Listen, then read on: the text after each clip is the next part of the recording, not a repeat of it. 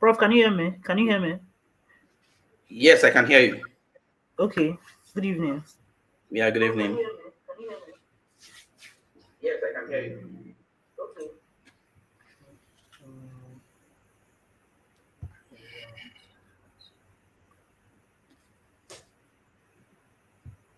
I can hear you. Good evening. yeah. Good evening, sir. Yeah. Just give me a few.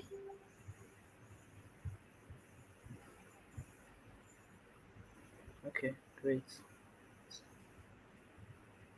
Okay, so we are live now. So good evening, everyone. Welcome to day two of the Affiliate Marketing Mastery Workshop, the Affiliate Marketing Mastery Bootcamp. Thank you for people who are here already. We are kicking off exactly at 6 p.m. Yesterday we had four speakers. We had Mr. Toyin Omotosho, who is the CEO of Expertnia. We had Rosalie Nanya, who's one of our big time affiliate marketers and big time TikTok creator. We also had Shola, where Shola does like 700, 800K a week. And then we rounded off with Dr. Kenya Kinola, who doubles as both an affiliate and a creator. Now, today we have three more speakers and then a question and answer session at the end of today's segment. So, the first speaker is going to be Mr. Demiluyi Adegboyega. I hope I got that correctly. He is, we Yeah. fondly call him Prof. He is a big time media buyer, a big time media buyer. So today he's going to walk us through the whole idea of buying media on Google, on YouTube, and all of that. Some of the biggest affiliate marketers on Expertnia use his services. He's a media buying mentor to some of the biggest affiliates that you guys look up to. So it's very, very important that you guys pay very serious attention to everything he will be sharing here today.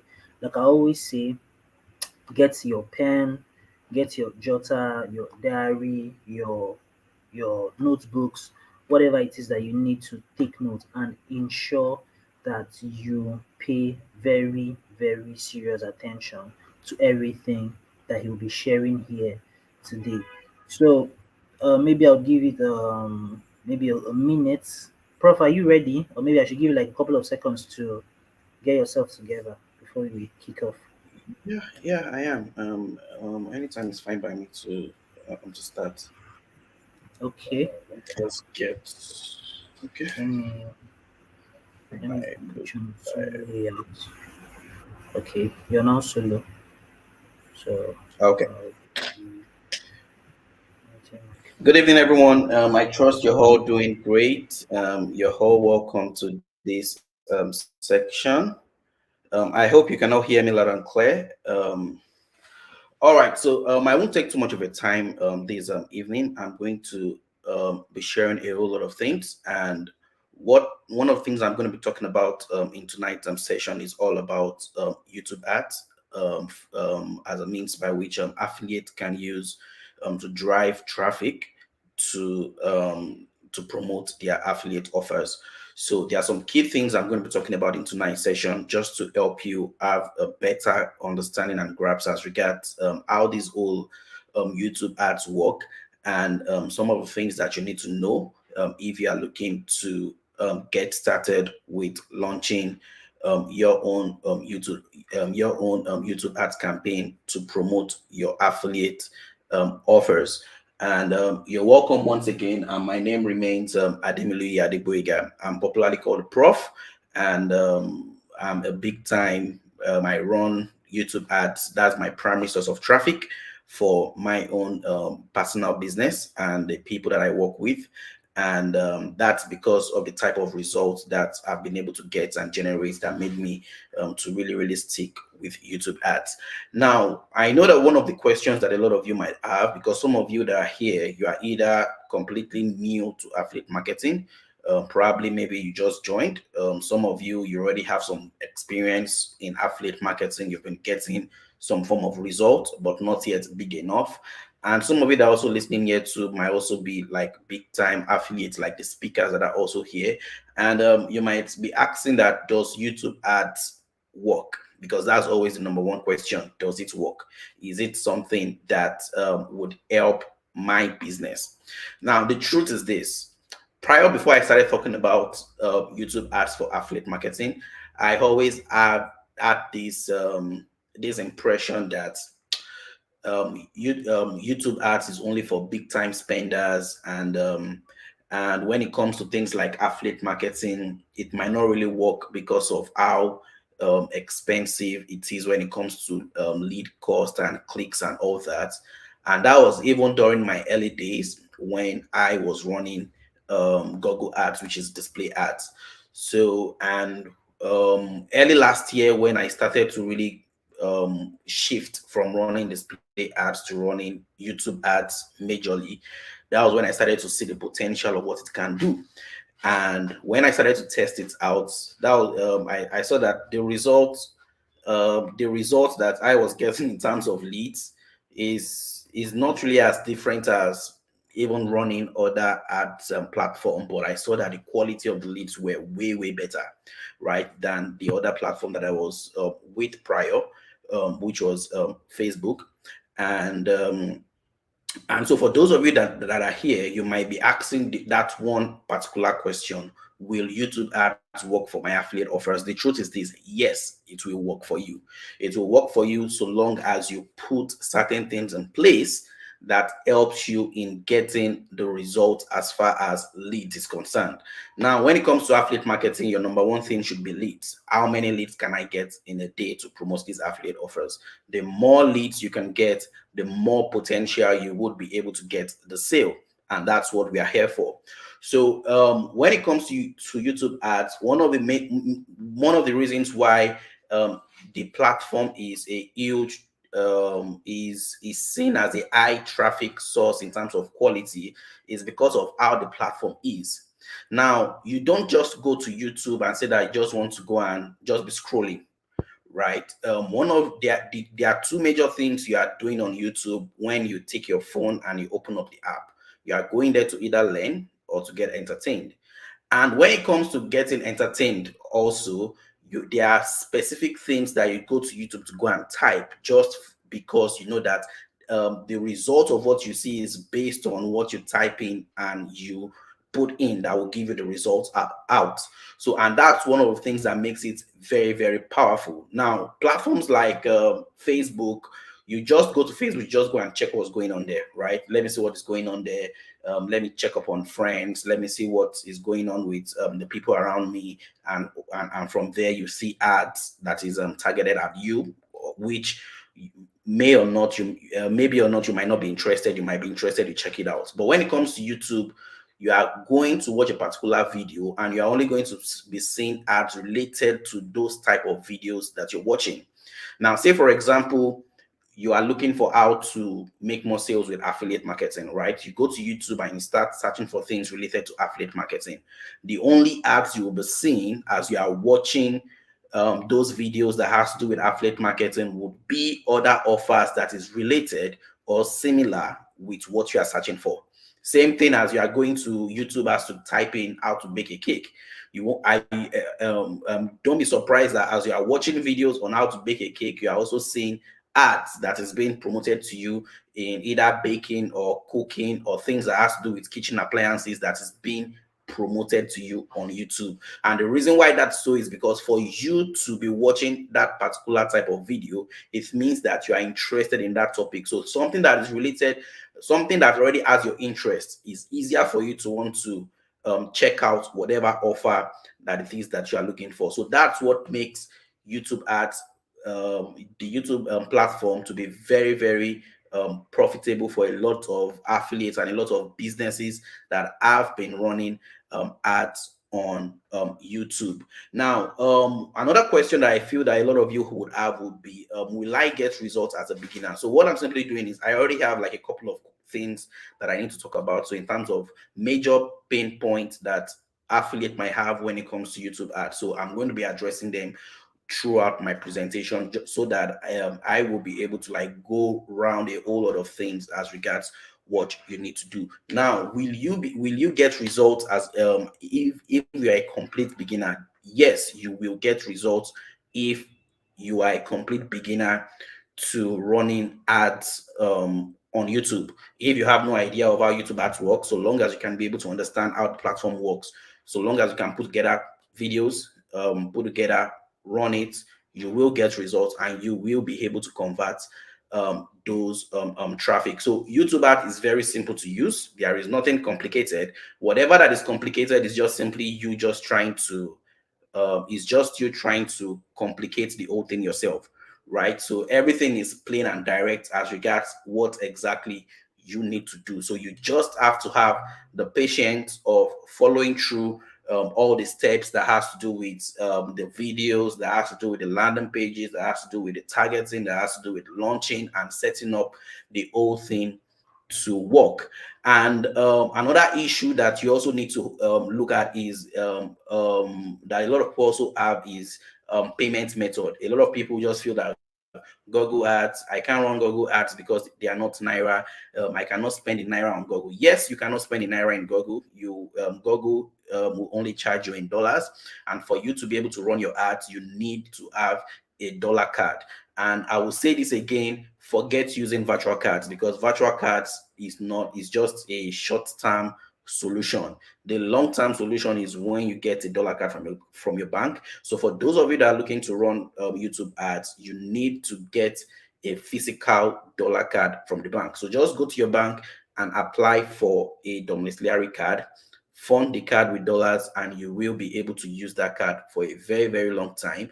The current card I'm using right now, I've been using it for like over 3 years right now, without any issues. I've never had any issues with payment as far as paying for ads is concerned. So once you already put your focus on this, that I'm not going to bother myself in looking for ways by which I can be able to pay for ads. I would only focus on just getting the dollar card and using that. There are various cards that have various options for you. I use GTB. Some other people use Access. Some people use Providus. Some people use FCMB. Just go to your bank and get a dollar card. It's straightforward to apply for it. Now, when it comes to launching your YouTube ads, there are certain things that you need to have in place that will help you to be able to get the best results. And those are the things I'm going to be talking about with the remaining time that we have left. Now, the first thing you need to know is that the success of your YouTube ads is based on your creatives. The way you create your creatives matters a lot. And when I'm talking about creatives, I'm talking about video, because the ads you're running are simply video ads. So how you create your videos matters a whole lot. And this is one of the reasons why I always tell people that are running YouTube ads is, if you are getting started with running video ads, don't just depend on just one video to use to start your ads, right? You need to have variations of videos between 3 to 5. You need to have variations of videos that you've already put together that you are looking to test out. And when it comes to making those videos, now there are certain things that you need to put in place when it comes to creating good videos for YouTube ads for you to get the best result. And this is broken down into three. You have your hook. Your hook is simply your intro. You have the body and you have the close. So your close is your CTA. Now, in terms of the intro, remember, people are on YouTube to watch a video. They are watching a video that has to do, assuming let's just make an example. You go to YouTube, you type in how to get more sales with affiliate marketing, or how to make money from affiliate marketing. You go in, you type it in, how to make money from affiliate marketing. You're watching a video and an ad just pops up.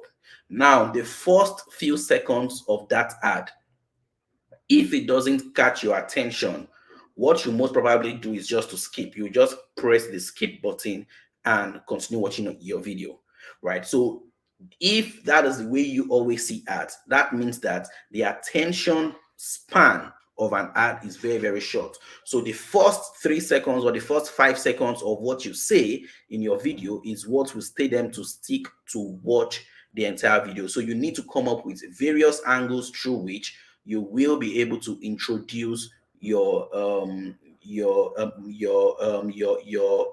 promotion to them. So some of these angles could be making a statement. It could be making a big promise statement. It could be asking them a question. You can just a video might pop up that just says, are you looking to scale your affiliate marketing business? Anybody that is watching a video on affiliate marketing will be like, okay, let me listen to what this guy has to say, or let me listen to what this lady has to say.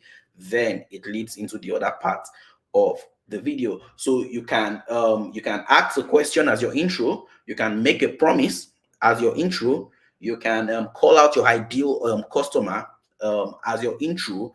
Any of these things fine, and you can also mix them together to have a couple combinations of either one of these three to have as your intro. And once you have this intro done, it leads into the body. Now the body is just simply, why should I keep listening to you? Who are you? What can you do for me? And how do I know that why should I visit your landing page? Right. So this is now where you now start to talk about what you have to offer. So what are you offering? Are you offering a free training? Are you offering a live event?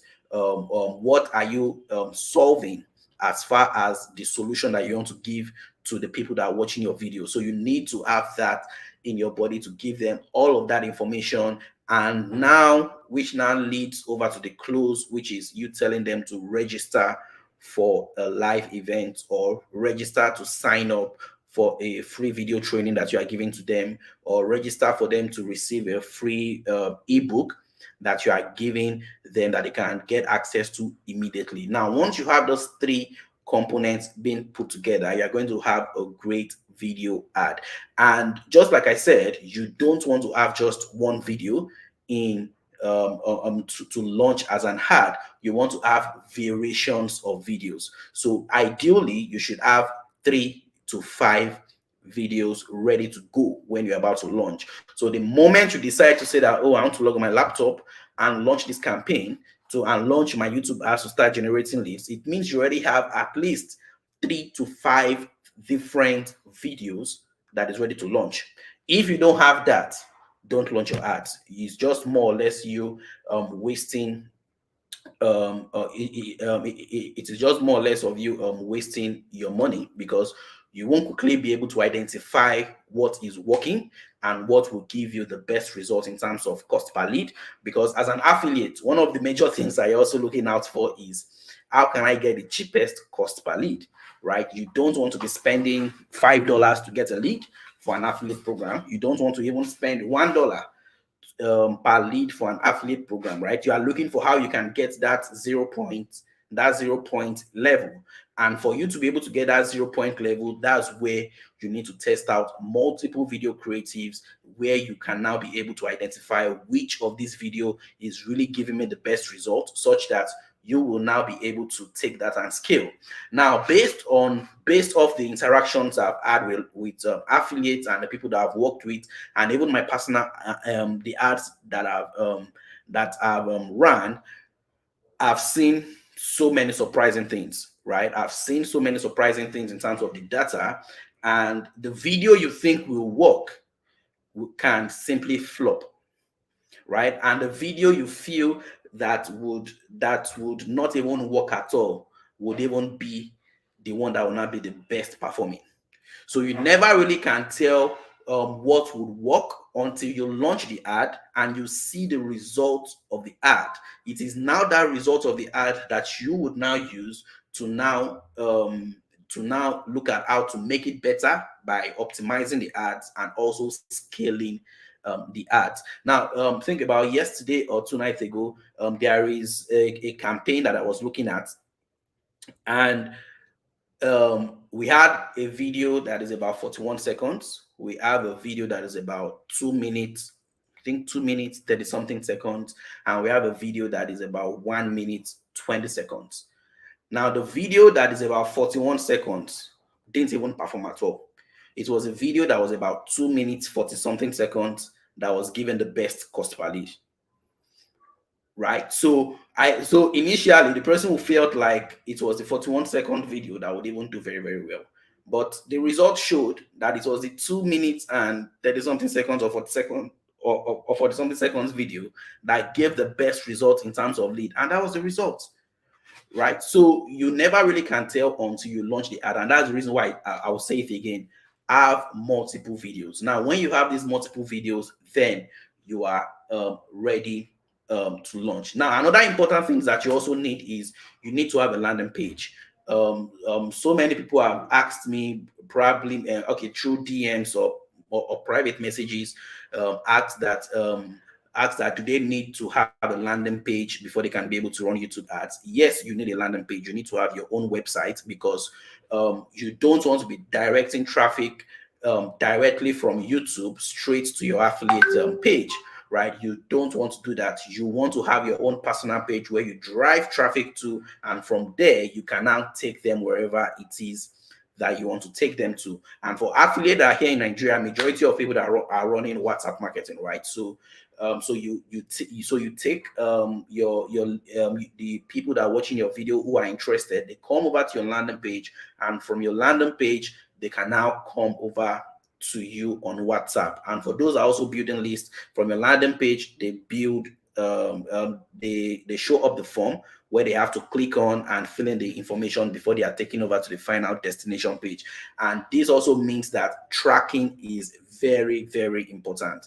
If you don't track your campaigns, you won't be able to know what's working in your account. You would only be running, you would just say that you're just running ads, you're just spending X amount of money, and you are not really knowing what is working and what you're even scaling with. So by the time you now get to the process of where you now want to scale to now be spending much more than your initial startup budget that you started with, you won't really be able to know which is giving you the best results. And you can only be able to get that through tracking. So when it comes to tracking, is either you are tracking a thank you page of where you are directing visitors to after landing on your landing page, or you are tracking the button on your landing page.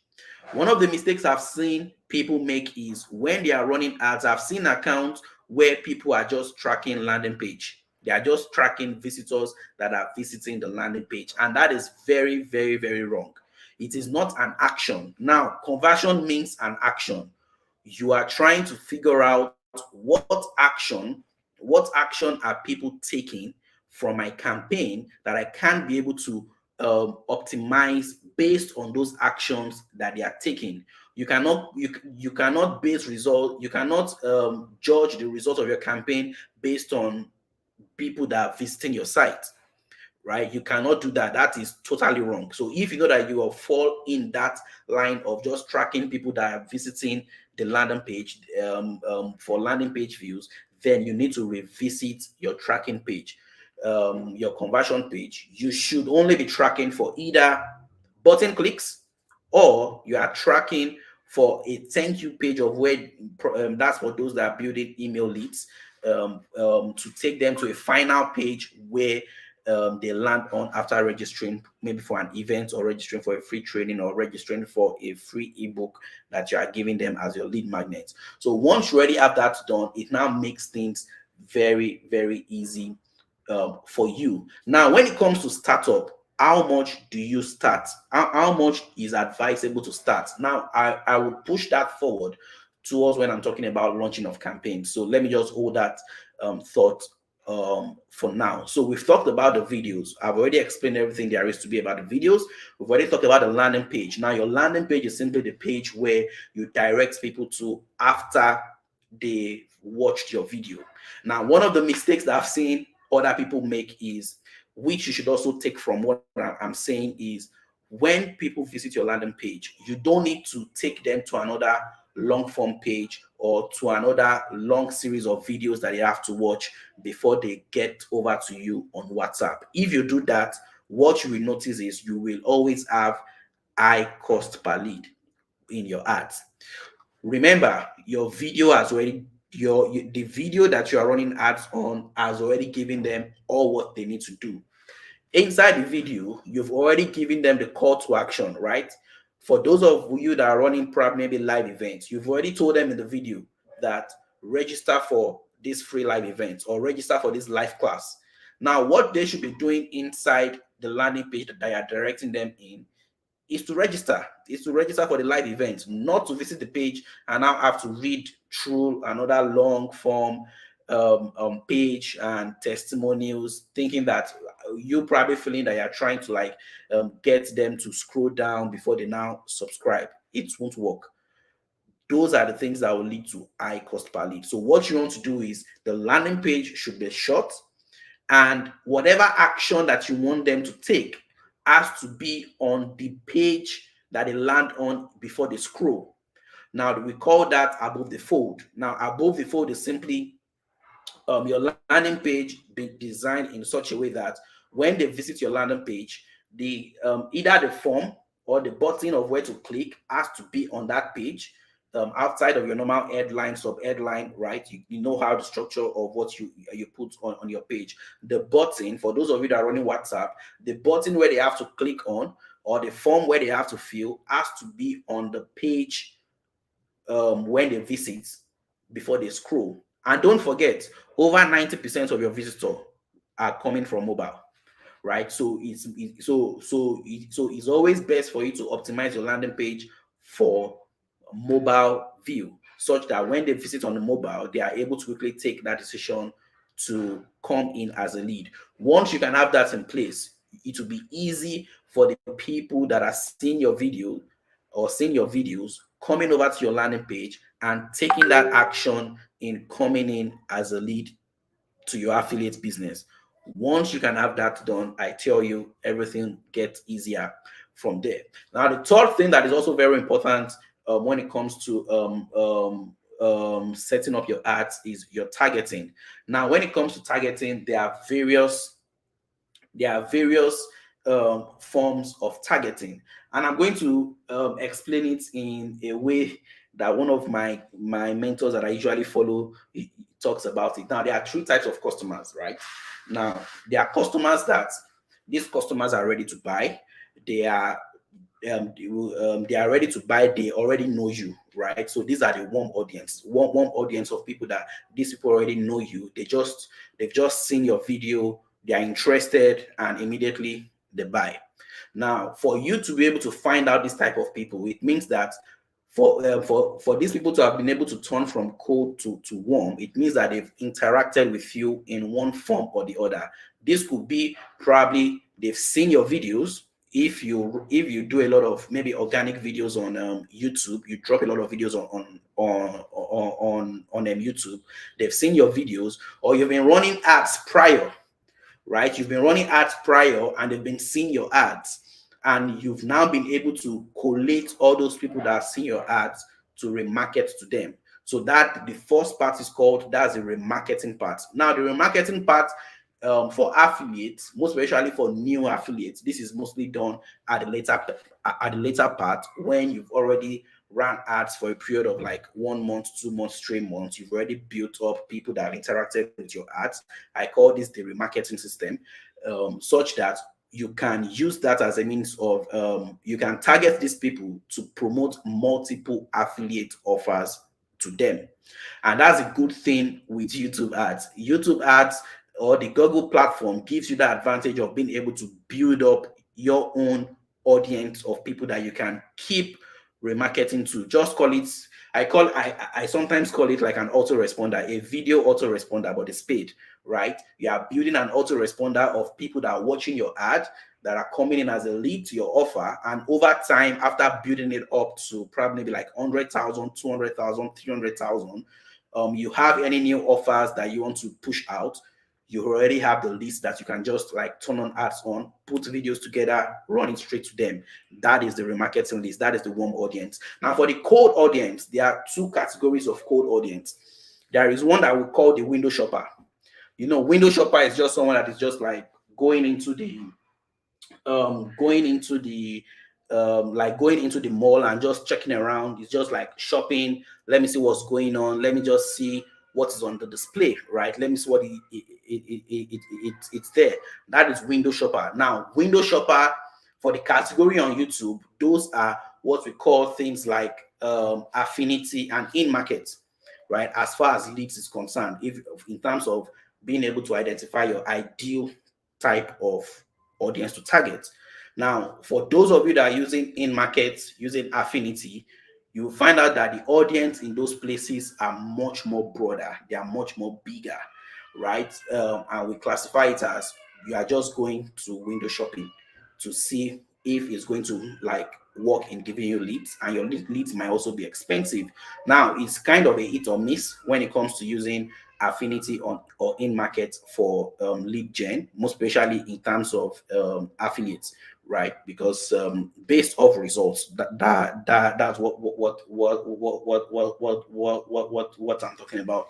Now the other one that I more or less focus on for affiliates is simply people that are in the mall, that you are in the mall to buy. You are not in the mall to window shop, to just like check what's going on. You are there because you already have your list of groceries of what you want to buy, and you are in there going there to go and buy it, right? Now that section of targeting on YouTube is what we call the custom. That's the custom segment side, like in terms of using keywords that you want to target people based off what they are watching on YouTube. So if you are promoting, let's say you are promoting an example, a freelancing course, right? You are promoting a freelancing course on that has to do with Upwork.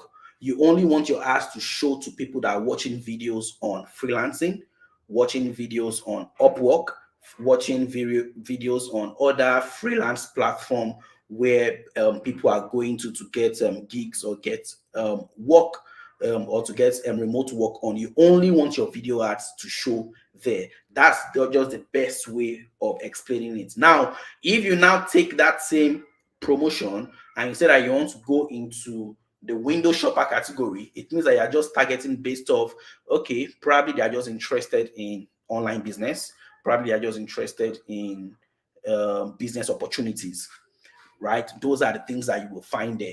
But if you want a much more precise, if you want it to be much more precise in terms of being able to target people that are really, really interested in freelancing course, then you go through the section of the keyword targeting, custom segment targeting. Those are the things that will give you the result that you are looking for. Now, with all that said, I've already talked about the videos, I've talked about the landing page, I've talked about the targeting, and the final thing that makes up you to launch well is simply how you launch. Now, how do you launch your campaign that helps you to get the best results? Now, I call this the $5 strategy. Now, the $5 strategy is simply you creating $5 campaigns, and inside those campaigns you have multiple videos that are in there that you launch right from the get-go to find out what will work for you. Now, when you are launching your campaign, there is a testing phase and there is the scaling phase. This testing phase is simply you putting everything all together to figure out what will work for my business right now, what will work for me within the space of 1 week, such that by the second week or by the third week, once I've been able to figure that part out, I can be able to take that information and use it to scale in getting more leads to my affiliate offers. So let's say you are promoting a live event as an example.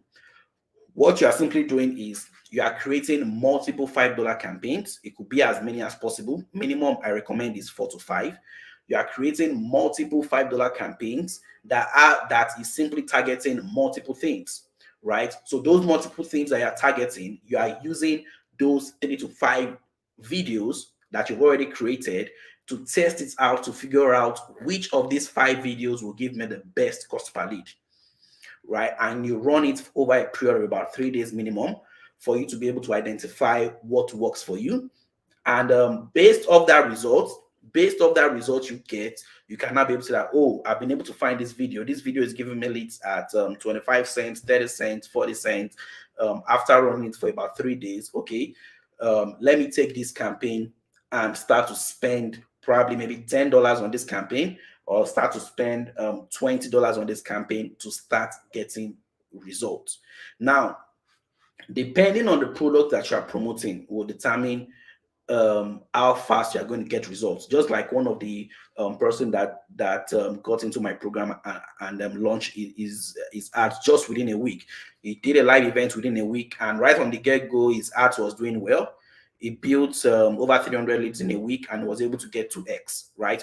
He spent $150 and was able to get $300 in sales, right? So, but there are some also too that will do that, that probably maybe due to one reason or the other, probably maybe the video needs to be worked on, right? Or probably maybe the landing pages needs to be worked on, or probably it might even be an issue of conversion tracking, right? That you are not tracking right due to one or two mistakes that you've made while setting up your tracker, that is not tracking well for you to be able to identify what is working for you to scale with. So these are some of the things that a lot of you would face or might face depending on the offers that you're promoting and the videos that you're using to promote, and also how you set up your account. So these are the things that you now start to figure out one by one, and you start to troubleshoot until you are now able to find out what is working out for you, for which you can now use to scale.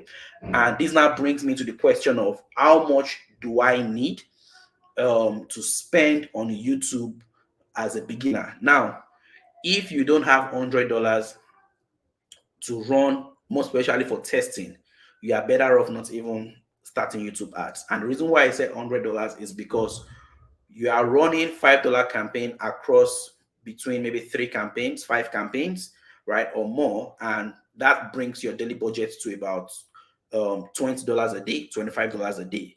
And if you can't run that ad convenient, if you can't run that ad at least for a period of 3 to 5 days, then it's better for you not to even start.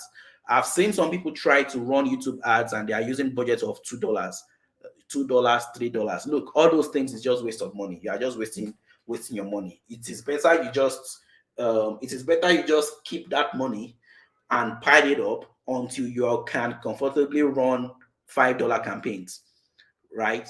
Until you can run $5 campaigns across all of those multiple targeting that you've already created inside your ads account that you are looking to launch. So that's it as regards that. So those are the things that you need to know. Now, in terms of best practices, these are some of the best practices that you need to follow when it comes to running YouTube ads. One, you need to always set up your conversion tracker. If you don't set up your conversion tracker, it will be very, very, very difficult for you to identify what is working in your campaign. And there are times whereby you feel as though you've already launched, you've already done everything well, and you start up your ads and it's still not tracking.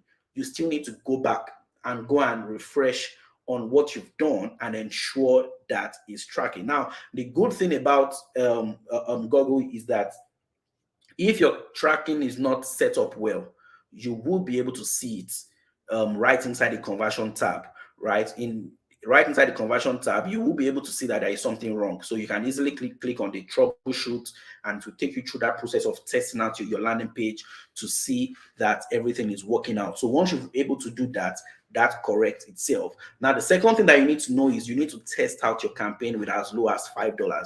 Don't spend anything lower than $5. That is just the truth.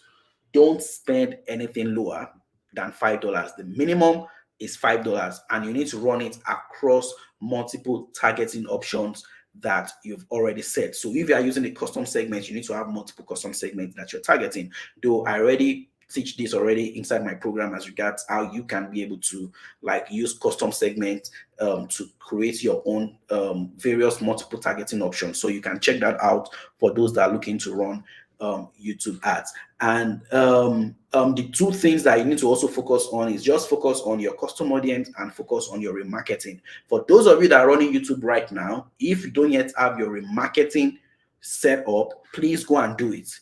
Because the good thing with this is in the long term, you are spending, let's just say that you're an affiliate that is already spending, you've already started spending, say, $50 a day, right? You are spending $50 a day in 1 month. You've already spent about 1,005. In 2 months, you've already spent about 3,000. In 4 months, you've already spent about 6,000. Now, all those people that have seen your video ads, all those people that have interacted with your video ads, using remarketing, you can be able to promote other offers to them, other trainings to them that will make it easy for you to quickly convert them as a lead and make more money based off all of those initial sales that you've made. And these people will easily respond back to you because they've already seen your ad. They've even probably maybe attended a training before. They've even bought from you. So they already know you. They've already gone through that filtering process because you've already spent money on the platform and you're building that audience that you can be able to remarket to at any point in time. But if you don't set it up, you won't be able to do that. So you can easily do that by going to your tools and settings audience manager, and you'll be able to set that data segment of people that are interacting with your YouTube videos that you are running as ads.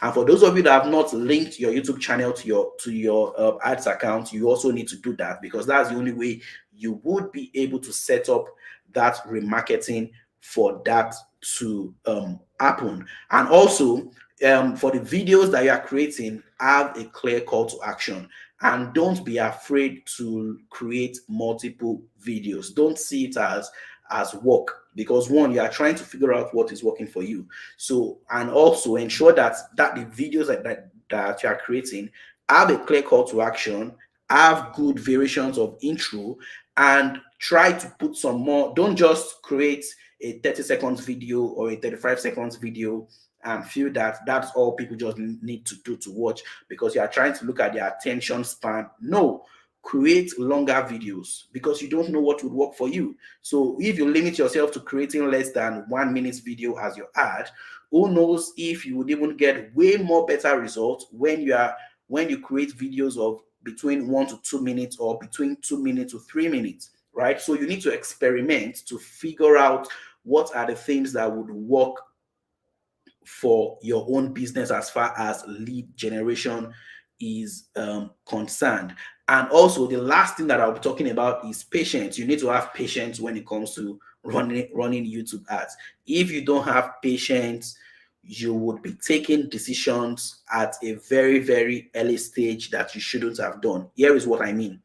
When you launch your ads, based off the result of your first day, you should not even touch your ads. You should, once you've created everything, you've already created your 3 to 5 videos, you've done your landing pages, you've created your multiple targeting options that you want to target in each of these campaigns, and you've set everything up and you've launched. You are not to touch that ad for at least 3 days. Whatever that, though there are conditions of which where you can be able to touch ad, but ideally, for the first 72 hours of you running your ads, you should not touch it. And the reason is that Google is I'm trying to look for the word. The data that it gets is what it works with. It won't just give you good results from day one. It is when it starts to go and target all of the things that you've created, that's when it will start to be trying to optimize to get you more conversions. Right? And every single day that your ad is being left, when you launch your campaign, the results will be getting better and better and better and better until it is well optimized. So if you run your ads and within 24 hours you've already killed it, that ad might have been an ad that on the 4th day or on the 3rd day might have even been the best performing ad. So don't be quick to just pause your ads. Now, there are situations whereby you might see maybe high cost per lead. Yes, that is that is there, which is why I tell affiliates, most especially people that I have like one-on-one like meeting with, and they're asking me that, okay, how do I know when to pause? I just tell them, look, so long as you are still below $1 per conversion on your first day, leave your ad. So long anything above $1 in terms of your cost per conversion on your first day, second day, anything above, just kill it. But so long as you are below $1 from your first day, let it run. Because even if you are seeing 0.8 per lead, you are seeing 0.9 per lead, that 0.9 per lead on the 3rd day can become 0.3, can become 0.2. Right? So you need to have the patience to leave your ad that helps you to get the result that you want. So I feel I've already covered most of what I have based on time. We're already 40 minutes in. I'm trying to check if there's any other thing I have left out, because that's everything I have right now. Mr. Uche, okay. Yes, I can hear you. Can you hear me? Yes, all right. So then one last thing. Okay, one last thing. Let me just play add this final part. Now, another thing that I would tell you to do when you are looking to launch your YouTube ads is, don't have the same idea from other traffic platforms like Facebook and expect it to give you the same result on YouTube, because your ad is giving you maybe 100 naira per lead on Facebook. Don't take it on YouTube and be expecting that on YouTube it will give you 100 naira. It doesn't work that way, right? It does not work that way. That Facebook is a different platform, YouTube is a different platform. You might take a bad video on YouTube or on Facebook, put it on YouTube, and it will do very well. And you can take a very good video on YouTube on Facebook, put it on YouTube, and it will perform poorly. So when it performs poorly, you don't just start saying that no, but this thing is working well, there is something wrong. Don't fall in love with whatever videos that you're creating. Be quick to make changes inside your ads so that you can quickly get the result that you're looking for. Once you already have that type of mindset when you're running ads on YouTube, I tell you, you'll be fine, right? You will be fine, and you can be able to get the results that a lot of affiliates are getting right now. Affiliates have been using YouTube ads right now. They've been getting fantastic results. A lot of some of the affiliates that you also know, they've also been able to scale well with running YouTube ads. And if they can be able to get it to work, YouTube can also be able to get it to work. You just need to be able to put everything I've said to work. And for those of you that would like more information on that, you can just get into my program on the YouTube ads for affiliates, where everything has been broken down into step by step for you to follow through. So that's all I have for you. Mr. Uche, are there any Yes. questions? Okay. Good evening, everyone. And for those people who weren't here when we started at the beginning, maybe you caught us halfway or you just came in. The speaker I just finished is Mr. Ademili Adeboyega, a YouTube and Google Ads expert, who is one of the biggest media buyers around, and one of the mentoring media buyers and most of our affiliates or most of our high performing affiliates look up to or work with. And if you paid close attention, he tried to, I would say it's impossible for you to squeeze in 45 minutes or squeeze in YouTube at into 40 or 45. It's literally impossible. But he has tried as much as he can to put that together for you. And I can see from the comment section. Well, Hmm. thankfully, he said he can get his program, which is the YouTube ads for affiliate marketers on Expertnia. And of course, you guys already know that whatever program you're getting on Expertnia, you're getting it at a discount since you're an affiliate. So if it's 30,000 naira and it's 50% commission, that means you're paying just 15,000 naira for it. If it's 50,000, 50% commission, that means you're paying just 25,000 naira for it. So I'm looking at the comment section now. So hope you guys put in your questions. So I can direct it to him so he can answer them. So any questions you have as regards to what he has um, been talking about, or any general question as regards media buying, as regards running ads on YouTube, on Google, just put them in the comment section so I can read it out for him and then he can answer. So the first question is, uh, how do I how do I figure this out? I don't know what that means. But she's saying I clicked on $300 claim. All my conversations tracking disappeared. Prof, I guess this one is your. Can Probably she's you? trying to create an account that has like a $300 bonus. Probably Oh, that's what okay. she's looking The for. offer that YouTube is always giving out for people who want to start. Yes, I think YouTube is yes, always yeah, giving out. yeah, for people down to start. So they are running like a massive campaign where they are giving out a kind of like spend $300 and claim $300 extra Okay. spend. So probably that's what she needs, but she can always rephrase that question. Okay.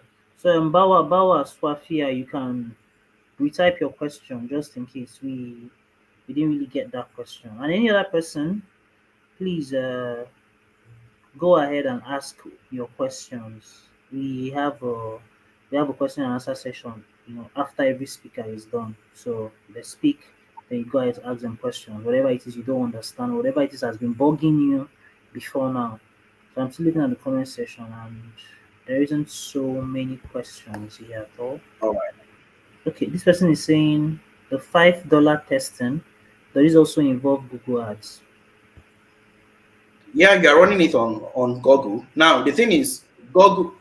You will hear people saying Google Ads. You will hear people saying YouTube Ads. Um, Google owns YouTube.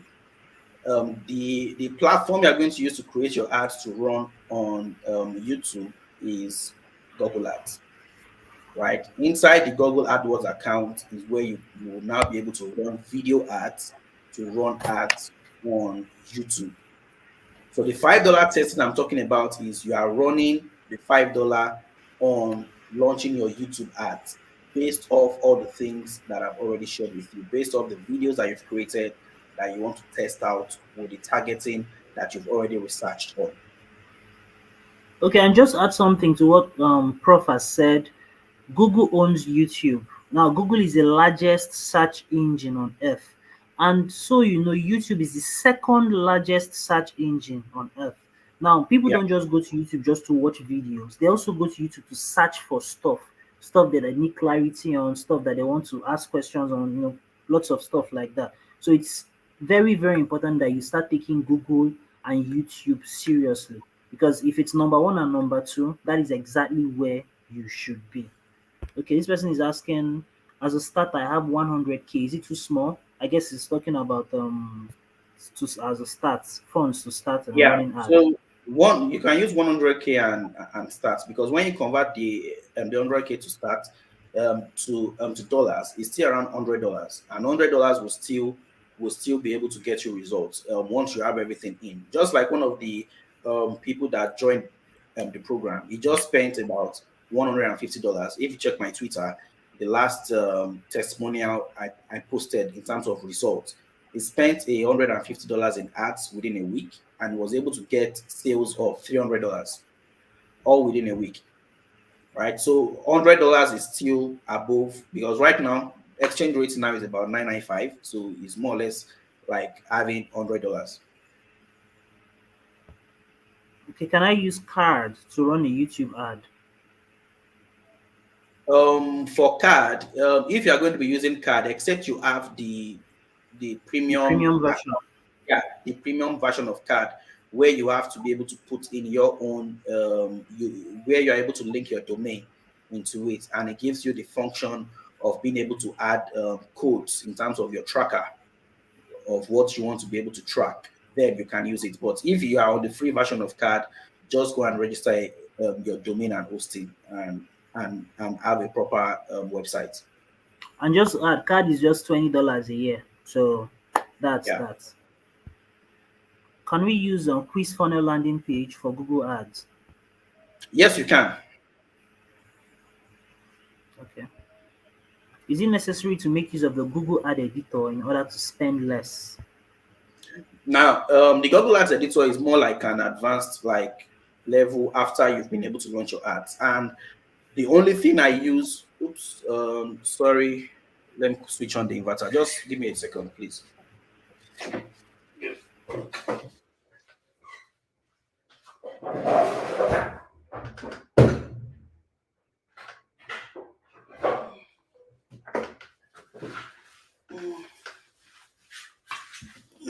Sorry about that.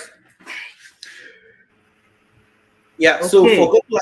For the Google Ads Editor, I only use Google Ads Editor when I'm doing things like mobile app exclusions, right? Because now there are certain things that will make Google to spend your account very, very fast, right? And that is because of the updates of your account, where they want your ads to be everywhere. So when you launch your YouTube ads, they want to show your ads on display, they want to show your ads on app, they want to show your ads on various platforms that will generate you a lot of clicks. Now, What I use Google Ads for is to remove app placement on ads, such that I don't want my ads to show on any app. I don't want my ads to show on display. I want it to just show on YouTube. So there is a function on the Google Ads editor that allows one to be able to make such change, that make sure that whatever budget that we are spending, if you are spending $5, $10, it stays within that budget. Though there is also an issue of the billing cycle of Google, which is like 30 days. So there are days where Google will spend more than your budget, and there are days where they will spend less than your budget. But they will never spend beyond your budget on a 30-day cycle. All right. When does YouTube or Google charge cost per lead? Is it when someone else clicks to go to landing page, or when they click the link to go to WhatsApp DM? Now, when it comes to cost per lead is simply measured based off the action that someone takes on the page. Now, the action could be your landing page. Like for those that are doing WhatsApp marketing, now you have a landing page, and inside your landing page, you have like a button that is there that they like maybe click on, that says click here to access this training, or click here to register, whatever it is. They click on it. Now that click that they are clicking on is what Google counts as conversion. And that's the reason why I tell people not to use landing page views, because landing page views will only be charging you conversions based off people that are visiting the website. But the button clicks of when they now get into the website, they now click on that link. That is what Google is charging you for. That is called the cost per lead. So the cost per lead is the button clicks on the site, or if you have a form that you are building an email, the visit of the second page they land on after filling in a form that is on your landing page. All right. How much is your YouTube program, sir? And do you also have a program on Google Ads? Well, I have the two programs on Expertnia. I have a program on of YouTube Ads for Affiliate Marketer, and I also have a program that is that's the Google Ads Traffic Academy. Now, what I normally advise people to do is for affiliates, most especially for affiliates, I always recommend that they start with the YouTube ads for affiliates. And the reason is because it was created specifically for affiliate marketers to help them get leads from YouTube right from day one. So, but if you go through the Google Ads Traffic Academy, it's just like a normal general training, like it's a normal walkthrough training on how to use YouTube ads, search ads, display ads. It's not specific to affiliates, right? But so that's why I tell people that look, if you are looking to get started with using Google Ads, start with YouTube ads, because YouTube ads works very, very well for affiliates. So get the YouTube ads for affiliate marketer. That program is 30,000. The Google Ads Traffic Academy is 50,000 naira, and that one has training on YouTube ads, search ads, and display ads. Like I said earlier, the commissions on these programs, either of them are 50% each. So as an affiliate, you're getting them for half the price. So yes. Next person is asking, can you use someone else's dollar card to run Google Ads? No, you can't use someone else's card to run Google Ads because the name that you use to create your account has to tally with the card.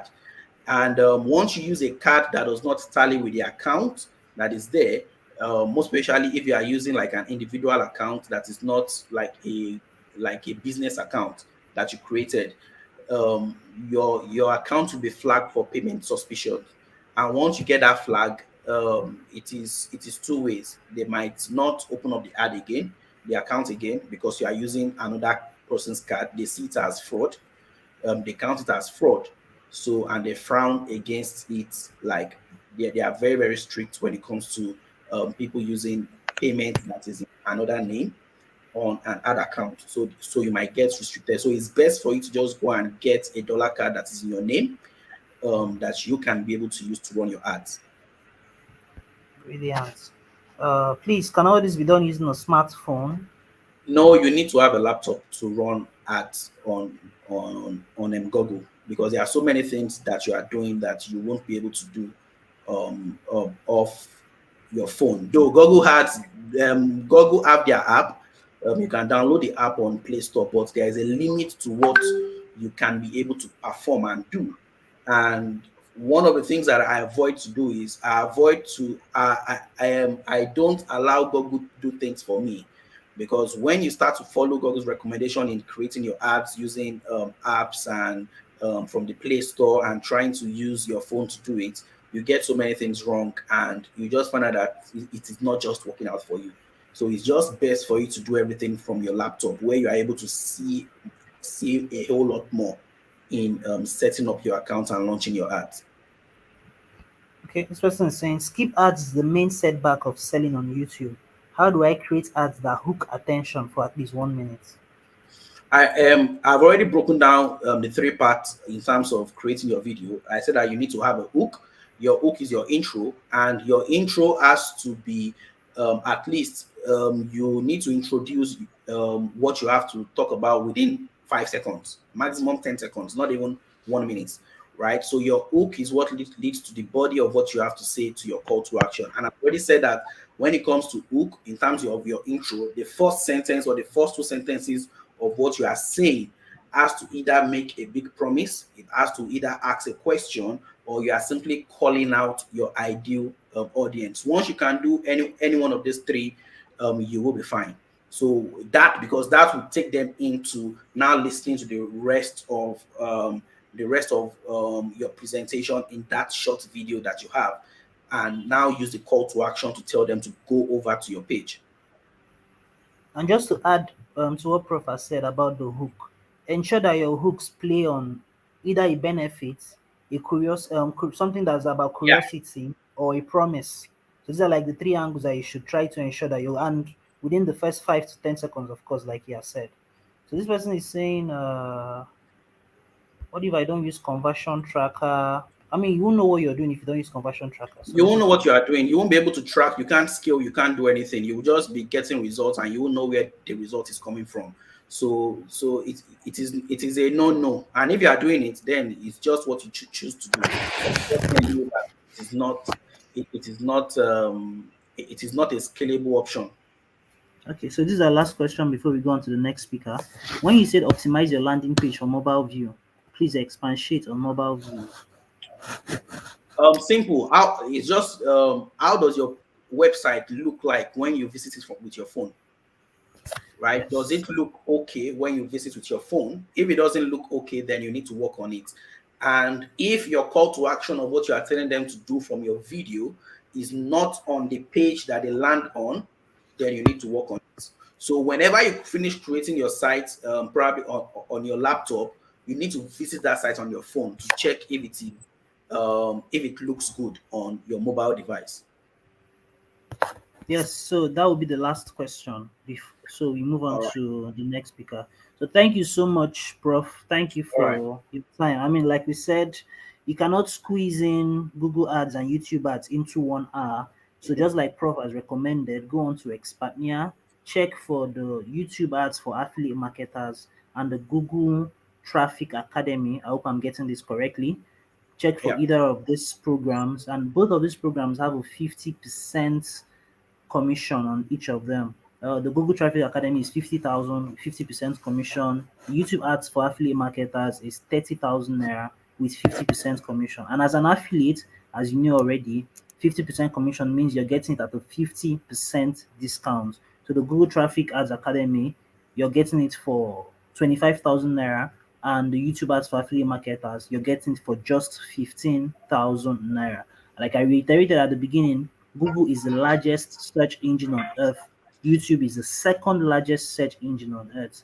So number one and number two, and that is where you should be. And with Prof's guidance, I am very, very certain that you are going to achieve that. And just to add further credence to that, the second person I'm introducing now, Inyoluwa Olajide, is a mentee under Ademilu Yadigboyega.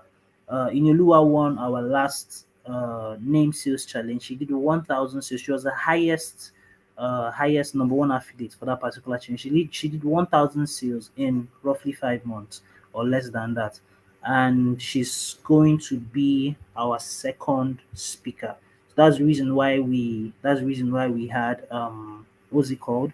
That's the reason why we had Mr. Ademiluyi Adegboyega at the beginning, just to introduce one of his, should I call his protege, or someone that has used what he's sharing with you, and is uh, is doing good numbers with it. So this is a better reason for you to listen to or take note of everything that Mr. Demili has shared, and also for you to further listen to what Inulua has shared or is going to share going forward. So, Inulua, can you hear me? Yes, I can hear you. Good evening. Yeah, good evening, Inulua, and welcome to the Affiliate Marketing Mastery Bootcamp. Thank you for making yourself available. I mean, for somebody who is making like 1 million plus a week, it was very hard for us to get to you. We had to call your secretary, call your PA. They were saying you were busy. We had sent you messages, you did not respond to us. Omo, money good though, money good. I beg, which message did you send to me that I did not respond? Check your other phone. Check your other phone. That phone that you don't normally look at. Check it. Which other phone? So happy Sunday to you, and hope your weekend is going great. Yeah, same to you. Please, I believe Okay, you so can guys, see me. Sorry, I'm currently not with my ring lights. Where I am is no, no I'm not problem, no with my ring problem, light, so no I believe problem, everyone no can problem, see me. no problem, no problem. We are good with that. As long as you give us what we came here for. Once now, we can be doing 1,000 sales in 1 week. So that's why we are here. So, yes. So guys, like I said, Inyolua is the hottest affiliate at the moment. 1,000 sales in roughly 5 months or less than 5 months. She won the car, a Toyota Camry for the name sales challenge. So she's like blazing hot at the moment. Like I always say, get your pen, your notepad, your book, your jotter, your diary, and take very serious note of everything she'll be sharing. These are people that are in the trenches. They are doing all the work. They are seeing everything that's happening at the front lines. So everything that they are going to tell you is what is working at the moment. So please pay close attention. Enjoy. Yolua, the floor is yours. Okay, thank you, everyone. Good evening. Okay. Sorry, can you hear me? Yes, I can hear you clearly. Okay, all right. So, good evening, everyone. I believe we are doing great and we are doing fine. Okay, please, can I just request for something? Uche, can you hear me? Yeah, I can hear you. Okay, so is there part? I know there's a part I'm supposed to talk about, but like I'll just like you to like tell them the topic and all that I'm going to talk about, so that they will know where I'm coming from. Is that possible? Just Okay, so you is it that you want to give me the topic so we can paste it so they can see the topic, or you want me to yeah. announce the topic? Can you hear me? Yes, yes, I can hear you. I So are can you hear you. saying that you want to send the topic to me so we can paste it so they can see the No, topic you're no, no, sharing? no. Like I just want you to like do like just tell them the topic and or like it's not that I want to send it to you. Or should I just okay, let me just go on then since you Yeah, don't yeah, yeah. know. Just go on, just go on, All just go. I right, all think right. we. So it doesn't seem like I'm cutting you short. I think some people who are here already know you, and some people are Mm, trying to get to know you. They've heard about you. I mean, in case you don't know, the financial joy, the seven-figure joy, the eight-figure joy. This is her live and direct. So you've probably heard of her. You've seen her tweets. You've seen her testimonials in your Lua Olajide. You've heard mm. people talk about her on the streets everywhere. So just she's here with you live and direct. Okay, all right, everyone. So good evening. As I said, my name is Nyulwa Joyolajide, and yes, I won the last car challenge that we had. So I'm so glad to be here. I want to say thank you to the whole Espatner team, to the founder of Espatner, Bostonio Motor Show. I want to say thank you to everyone that made this possible. And also, I want to say a big thank you to Espatner in general and everyone here listening to me. So, good evening. And I know that you're excited, you're here to learn a lot of things, and of course, I am also here to teach you quite a lot of things. And majorly, what I am going to be talking about is how you can become a top affiliate, how you can become successful in your affiliate marketing business. Because quite all right since, especially since I won that challenge. I've had lots of people that reach out to me almost every day. Oh, how were you able to achieve this? You were the only half late that did this. What happened? But how were you able to achieve it? So yeah, I'm going to be talking about all of that tonight. So if you can get a book, if you can get a pen, to listen to everything I'm going to be discussing, that would really work well. So yeah, um being successful in affiliate marketing is all about you understanding the kind of business that you're into, right? You need to know what kind of business you're into, because I realized that so many people just come into affiliate marketing, but they don't even really understand what kind of business they are into. They don't even know what they are there to do. So many people just start because they hear, oh, you can make money with affiliate marketing, but they don't even want to learn exactly whatever is making this business run, whatever is making people money. So that is what I'm going to be talking about, because you need to understand what kind of business you're into. I know that a lot of speakers already spoke to us yesterday about how to generate traffic, how to make our business successful, and we've even heard from one of my bosses who spoke earlier, that is Prof. Yeah, so I know we've learned a lot already on how to generate traffic, where exactly to get traffic from, how to close them, and all those things. But I just want to like let you understand some basic things which I feel that they are very important. And part of that basic thing is that you need to understand the kind of business you are into. You see, I think I was invited on one space before where I spoke that when I started the challenge, like when I started vying for the challenge was in May, when the challenge started in April, but like let's just say I actually really started vying for it well in May, because that April, let's say throughout this year, I wasn't really serious with my affiliate marketing business because I had so many issues, so many setbacks. My WhatsApps were getting banned, my hats were not doing well, and I just had to relax and take time off, also for my mental health and everything. So by the time I came back, that was when I knew, oh, there's a challenge going on. I was like, okay, let me go for this challenge. And at that point, when I was starting back, let's just say that I was starting on a total new ground. Like let's just say I had no lead, I had no prospect, no nothing. In fact, everything I was getting was new. In fact, I was so down, even broke as at then, because I didn't even have money to to really do like big ads. Will you believe that when I started my Google Ads, like I started with a very low amount. In fact, I think at the first I first did there was a time when I was running on just $10, $20 at the beginning.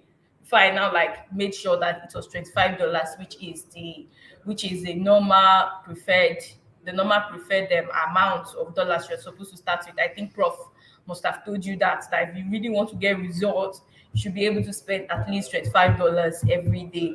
So, but that's to tell you that I actually started very low, because by the time I was starting, I knew I was starting my online business all over again without any lead. So sometimes you might be like, she won the challenge because she had thousands of people before she was selling to. No, I started on a very new ground.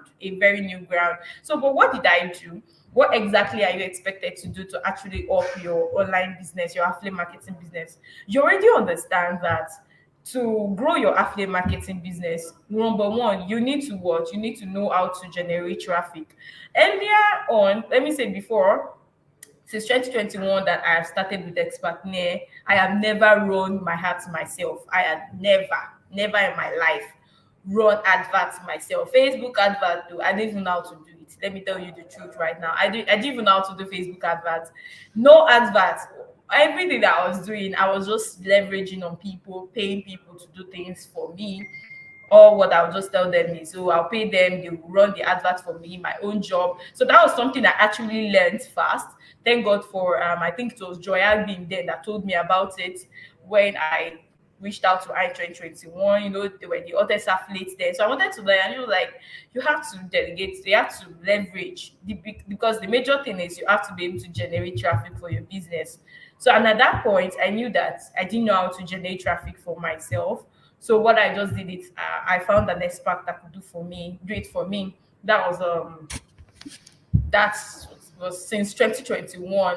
So, but that from 2021 to 2023, that's about 2 years. And what has happened the ads that were running there were not doing well again, especially on Facebook, and everything was just turning on its own. So by the time I took a break and came back to affiliate marketing, because I understood how this business works, because I understood that the first thing is, of course, you have to learn. You've gone through your course. I'm not going to be telling you to go to your course, because I believe that everybody must have done that. If you have not done that, you have to go back to your course, whatever course you bought, the 72 IG, the main course, any other course you bought, to actually learn.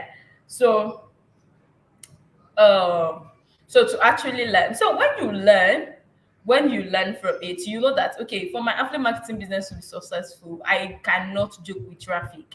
I cannot joke with traffic, and I have to make sure that those traffic, they are quality. So you cannot joke with traffic. You know what traffic means: getting lots of people that are interested in the product you are promoting.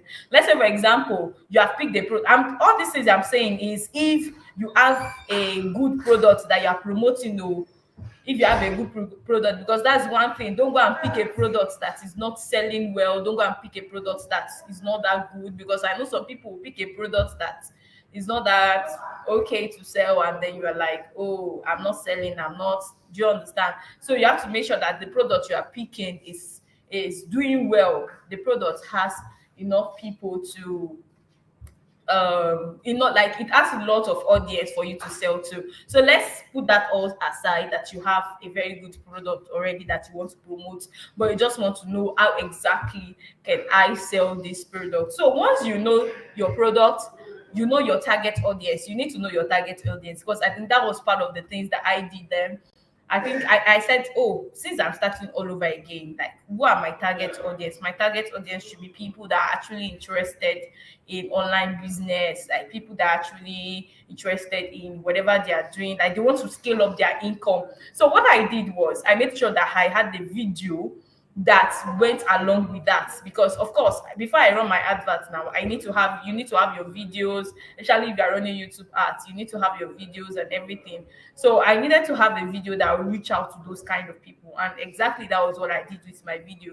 Now I can, if I want to generate it, if I want to run an ad now, and I want to target women, I can run an ad and target only women, right? So in that kind of ad, what I'm going to do is, the kind of video I'm going to put out, my O funnel will be targeted at women majorly. So I can run an ad, if I'm promoting a money making product, I can run an ad as a woman. Why will you be asking a man for money, or something like that? That kind of thing first attracts people, like women. They will be like, okay, what are you saying? What do you mean I should not ask a man for money? Or do you understand that it can create a little controversy? But the first thing is to catch attention, the kind of people that I want them to see my ad.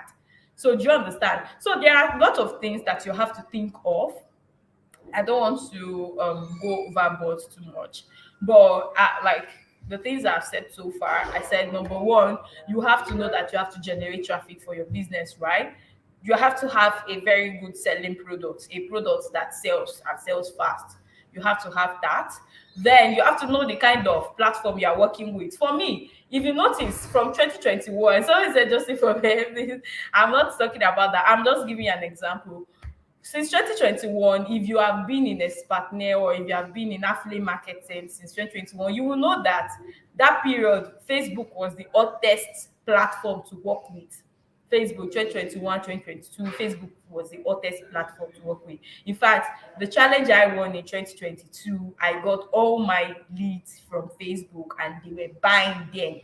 So now, but in 2023, I discovered that Facebook was not really giving me the kind of conversions I was getting in 2022. So the same thing, everybody is talking about TikTok organic traffic, TikTok paid adverts, and then we're also talking about Google and YouTube. So what happened? I had to just know that Facebook was not really working well for me, and so just as if I was wasting money. So I needed to discover another platform that will work well for me. So I need you to note something too. A platform might not work for you, and there are still some people, right, that are still making lots of money from Facebook. I think yesterday now, the people that came to talk to us, they talked about Facebook advertising, right? It's working well for them. But me, it wasn't really working well for me anymore. And that was why I had to switch. And switching, I tested the waters. I tried Facebook ads, YouTube ads, and then I think TikTok for about 1 to 2 weeks, and I saw which one gave me better conversion, and I noticed that YouTube was giving me better conversion, and because of that I switched totally to YouTube. Now that YouTube now, at that point everybody was always like paying people to run adverts for them. In fact, I also wanted to pay somebody. I contacted somebody and the person charged me 250,000 naira. So I was like, 250, how much am I making? I will not be paying somebody 250,000 naira to run a YouTube advert for me. Apart from the ad budget, though, that's just the ad service. So that was everything that was happening then. And it was at that point I knew that to actually run your online business well, especially this period, you need to learn skills. You need to learn the skill of generating traffic yourself. Generate traffic yourself. If I had done that earlier, I'm sure I would have had more results than this. But it took me a while to know that I needed to generate my traffic myself. And that was in May when I actually like now reached out to when I and the funniest thing is the things that will actually help you increase your income, the solutions to your problem are all around you. You just can't see it. Do you understand? The solutions to your problem most times they are all around you. Prof has created that he has created that product since I think last year. That YouTube ads for affiliate marketers since last year. And I can tell you for a fact, is this year most people are buying it, especially this period where everybody now starts knowing of. So the thing is, it was all around. Like this exact knowledge of knowing how to run advert was there, but we just didn't see it. And if not until when me too, I now like, oh, I needed to learn how to do this thing. I'm not ready to pay anybody 250,000 naira to run my ads for me. And that was when I went to the product marketplace, saw Prof's products, the course, and then I bought it. Went through it, and then I also got access to Prof. I paid for his one-on-one mentorship, got access to it, and from there, that was where I knew how to learn how to run my own adverts myself, which I started running. So, what am I trying to say now is you cannot joke with the fact that you need to learn how to run your advert yourself. So yeah, you can actually pay people. I've been paying people since 2021, but I can tell you this year I have never felt the kind of peace that I felt, because if anything happened to my heart, I know about it. If anything, if I want anything to happen, when I was trying to win this challenge, it got to a point that I saw that I was far behind. I think I did about maybe 150 sales in 7 days. Yeah, I think I did about that in 7 days, like the last 7 days to the end. But like it when we got to the middle of the month, I still had about 250 sales to go. I think that was around August 15 or August 16. I had about 250 sales to go. And I looked at myself, how would I be able to achieve this in just less than 15 days? 250 sales. So what did I do? Because I was in charge of my advert, I looked at everything I could do. I simply went to my advert and I scaled up. I scaled up the money I was spending. I think I scaled it up like times two. I spent more because I wanted to generate lots of leads at that point. I did not care about the money I'll be spending. I've made so much money, so why should I care about the money at that point?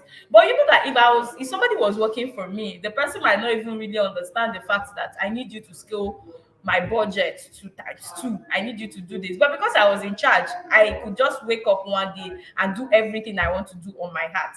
Now, that is one of the best benefits that you have when you run your ads yourself. So now, what I'm going to advise you to do is learn how to run your advert yourself. I'm serious. It is very, very important. You can actually pay people, yes, but it is still best you know how to do it yourself. So if anything is going to happen, you know how to cover up for it because you are the one running it yourself. So that's one thing that I believe you should not joke with if you want to be serious with your affiliate marketing business. If you want to scale your income, your affiliate market business, make sure that you run. Now, I'm not saying it's compulsory you run YouTube adverts. Please, you can run. It can be Google, it can be YouTube, it can be Facebook, it can be TikTok. There are lots of other adverts. It can even be Twitter ads, although I know Twitter ads are expensive. But anyone you feel that, just test the waters, test which one is going to work for you. You've heard from people running Facebook ads. Don't that's one thing. Don't assume that one is going to work for you than the other. You don't know which one is going to work for you. So what our advice is, you test the waters, test all these traffic, excuse me, Test all these traffic sources and see which one exactly is going to give you the kind of result you want. So when you discover the one that is going to give you the kind of result you want, all you have to do is just like stick to it and spend your money on that particular one. Okay, so now that I've talked about running your heart yourself, which is something that is really, really going to help you. So the next thing I'm going to talk about is you have to delegate. Make sure that you see what helped me again in this particular challenge that I won. I'm telling you the basic, like behind the scenes of everything. Because if I come here, I can come here and come and be saying, yeah, I can come and be giving you aspire to Maguire, to do up aspire, whatever. But I'm not here to do that. I'm here to tell you what I actually did behind the scenes, which I expect that everyone that wants to scale up their income, you want to become a top athlete, you want to be able to chill with the big boys, make so much money for yourself. This is something that you should not joke with. So this thing is I call you leveraging on others. You see, at this point, when I tell people exactly what I'm doing right now, a lot of people they feel like, wow, and you were still able to win a challenge because right now I'm serving. If you look at all around me, if you look around me right now, you see that I'm not even at home. I'm currently in the hospital because I work in an hospital. I'm serving at hospital and I'm on night shift. So I'm here working, yet I'm doing all these things. So and I was doing to work. The hospital, you know how busy hospital work is morning to evening and all, even weekends, we go for shifts and all. Yet I was still able to achieve this because I leveraged, I was able to delegate my work. This is another thing that you need to learn. You cannot do everything all by yourself. Let me tell you the truth. Even if I'm in night shift, even if I'm at work from morning to night, my business is still running because I have been able to create systems that will make it run. You cannot actually do everything by yourself. So one, you have to delegate. That's another thing you need to know. If you're running your ads yourself, and you know that you have lots of leads and you are not able to like be effective in closing them, you can get somebody that can help you with that. You can get somebody that can assist you.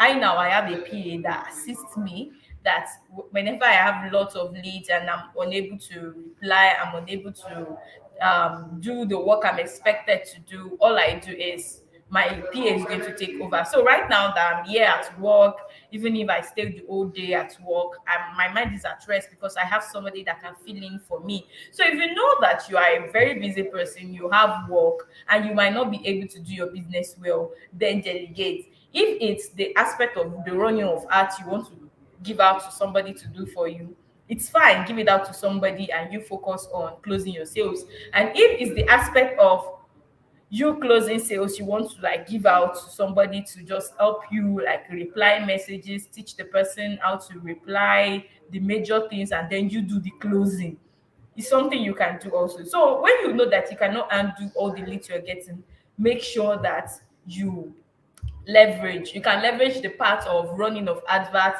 you can give out the part of replying small small messages and you doing the closing. So that is another thing that I would like to talk about. So another thing you need to understand in your affiliate marketing business is that you have to actually spend money on adverts. You have to spend money. Don't be afraid to spend money. See, it's all about the risk. Be ready to take risk.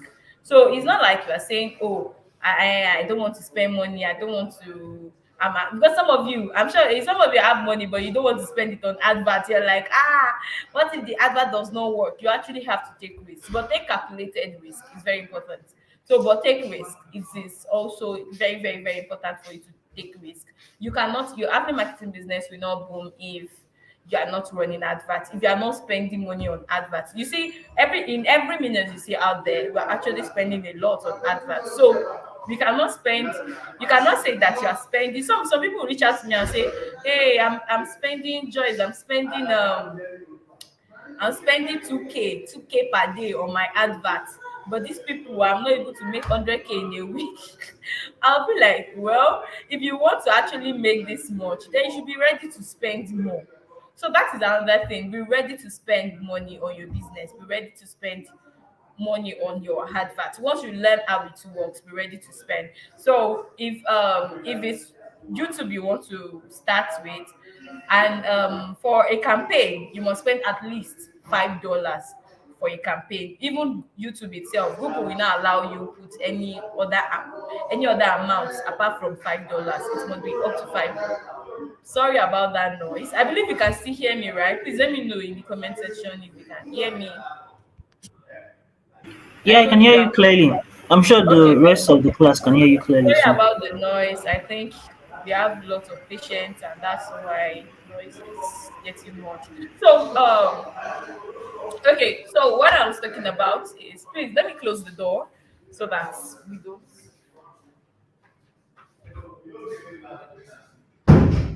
All right. Okay. So sorry about that, everyone. Okay. So I said, I don't even remember what I was saying. Okay, so at this point now, I'm going to talk about. I think I've talked about you running advert yourself, you learning how to run advert yourself. I've talked about you leverage on others, delegate your work. Anyone you know that is too stressful, you might not be able to do. Find somebody that can do it. Now I'm talking about you spending on your advert. It is very important. Don't be afraid to spend. Or once you see that that advert is working, spend with small money, and once you see that this thing gave me lead, so this thing gave me result, then spend bigger. Don't, because some people will be spending $10 and then they are getting results, but they still remain at that $10. You see what helped me? I told you that when I started I was very broke. When I started back in April, I was very broke and I started very low too. But the moment I saw that my income was increasing, the remaining money, I think my income increased from, there was a time I made just 30,000 naira in a week. That period when I wasn't really making money. So by the time I started, and I saw that my income moved to from 30 to 100 to 150 to like 200 to 300, the extra money I was getting, I was using it to scale up my heart. So as my income was increasing, my heart spent too was increasing. So it's not like you said that, I think by the time I made my first seven figures, when I was making seven,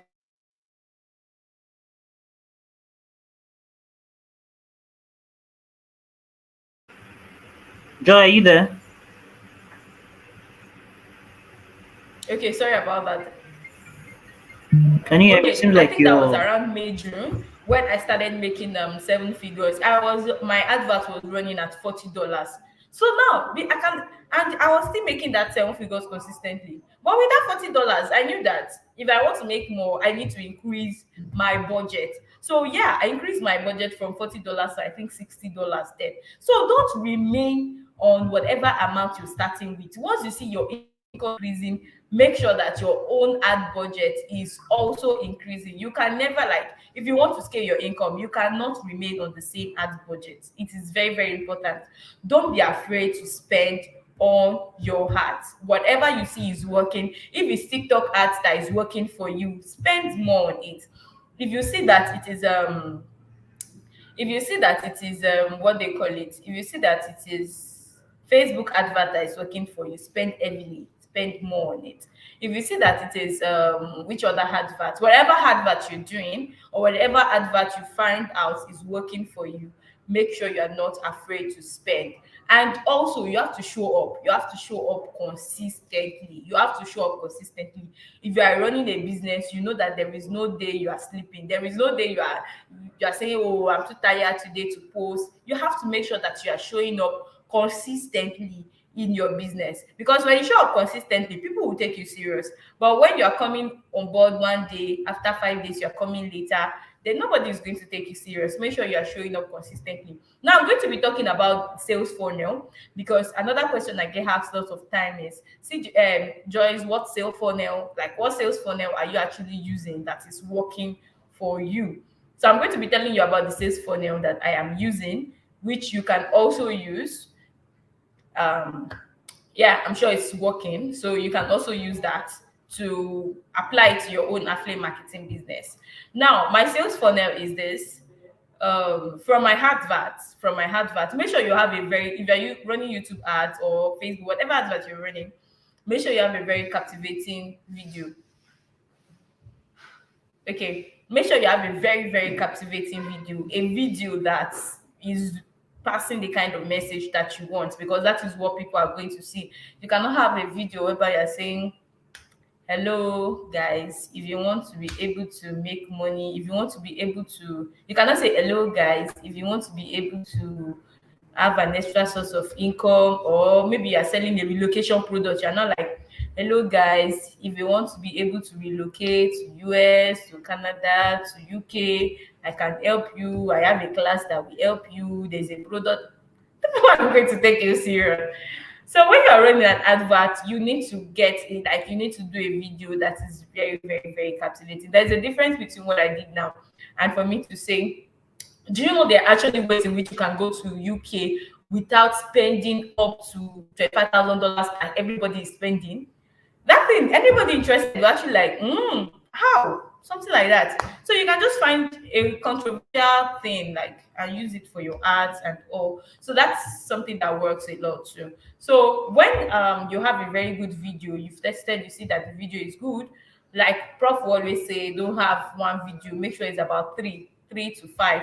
Personally, I test with 3 videos, and once I test, I already know after like 3 days, I already know which video is doing well. I pause the rest, and then that video carries on. So I have like at least 3 videos that you're going to be using for 3 or 2 that you're going to be using for your ads. So once you have that and you're using whatever kind of ads you're doing, either Facebook, either YouTube, whatever kind of ads you're doing, or Google. No, Google does not use video search ads. So, but YouTube, let me just talk about YouTube and Facebook. Anyone you're doing between these two, when you have a very good video, now, from my video, they go to my landing page. Once they see my video, they are going to see the link to enter into my landing page. Now, you need to make sure that your landing page is also very attractive.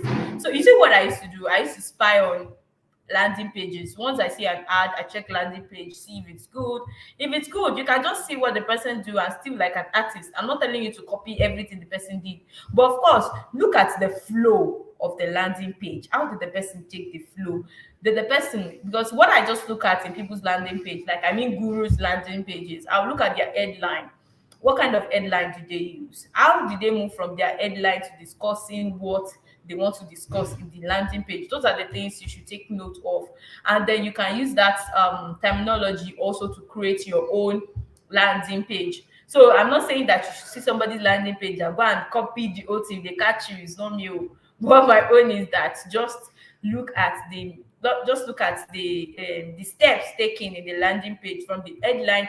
What kind of headline was used? What kind of testimonial was used? What kind of write-up was put in the landing page? Now, from my landing page, basically, you can actually take people to maybe your email marketing software. When I started running YouTube ads, I was taking down their details, their email marketing, which is actually a very, very good thing to do, because so that you will have their database. It's actually very, very good to have people's details so that you can send them mails. But later I noticed it was giving me high cost per lead. Like the cost per lead I was getting was very high, and I needed it to be low if I wanted to spend small money, get huge leads. So what I did was I removed it. So currently, from my video, I lead them to my landing page. You need a landing page. It is very important. You with Facebook, you can actually do straight to WhatsApp. Facebook and Instagram, you can actually do Facebook straight to WhatsApp. But with YouTube, you must have a site.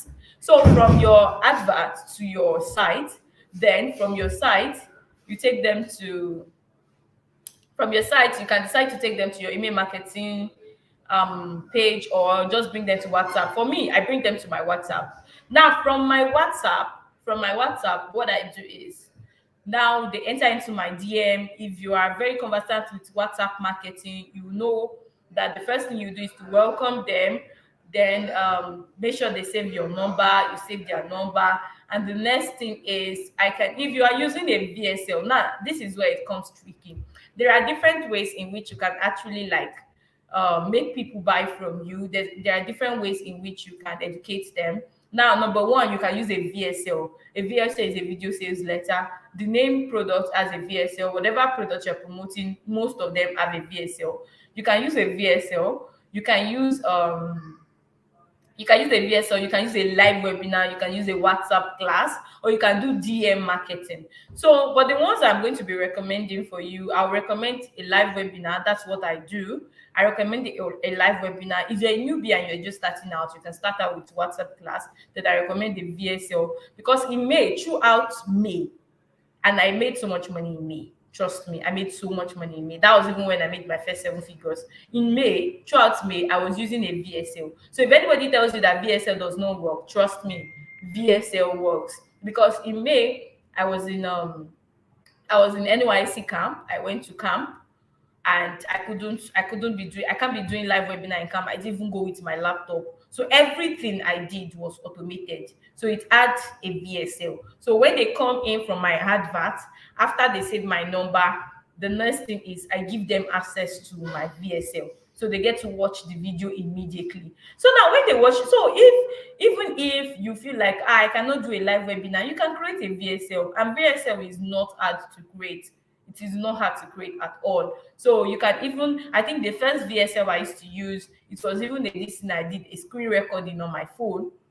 I just looked for an app online that was showing my face. I could show a slide. I created a slide, because when you are doing the VSL, because although most of the products have a VSL, but me, I prefer doing my own VSL, because my own VSL, I'll be able to, say a lot of things, put a lot of things I want to do, and make it work. But one thing is, you have to watch other people's VSL to see what they are doing, and then use that to replicate your own, so that exactly you know exactly how to create your own VSL.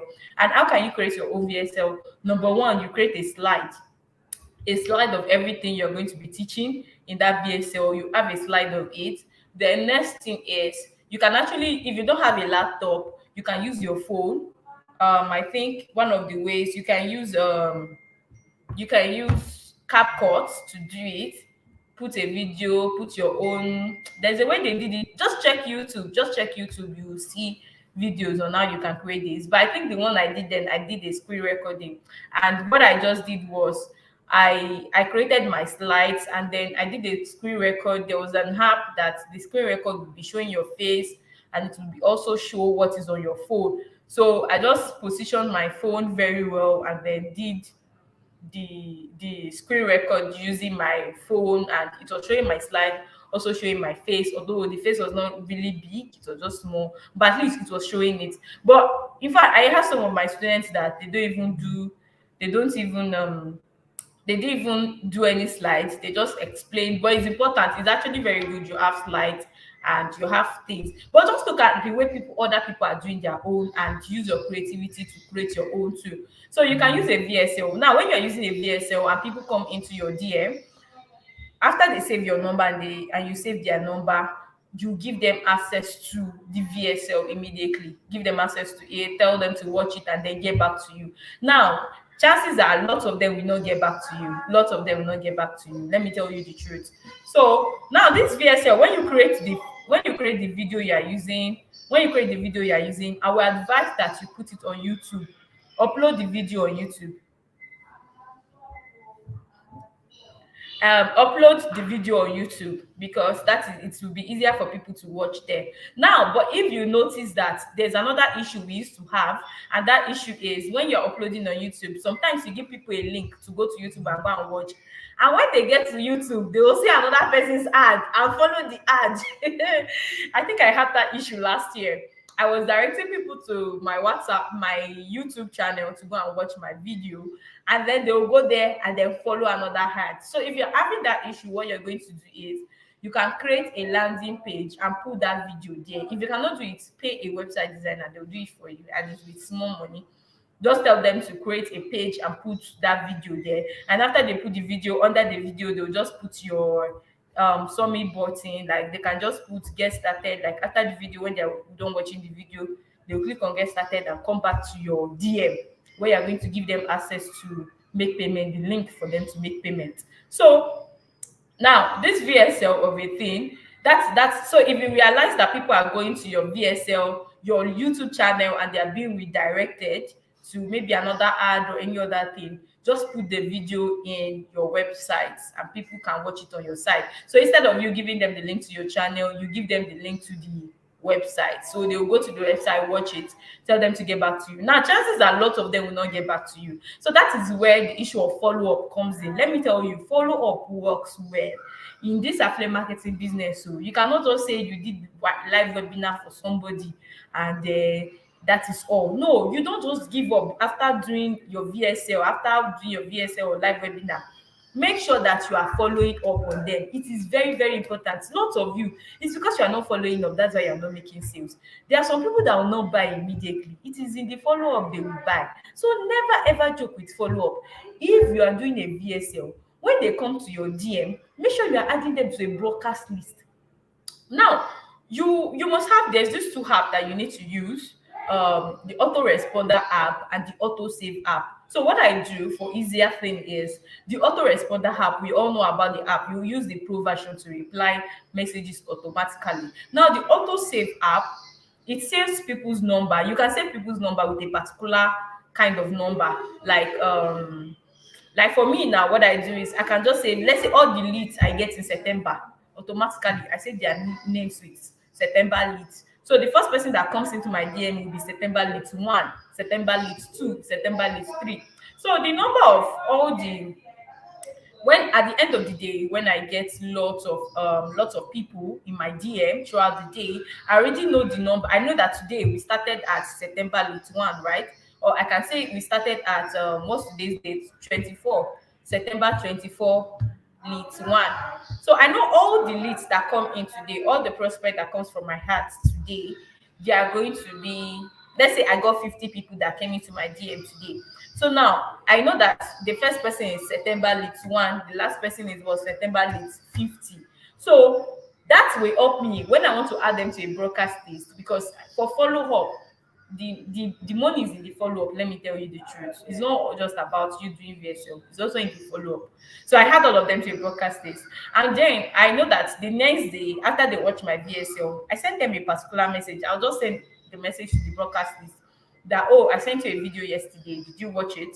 If you watched it, just follow up on them that they should watch it. And those that have watched it, they should get back to you to ask questions, to get started immediately.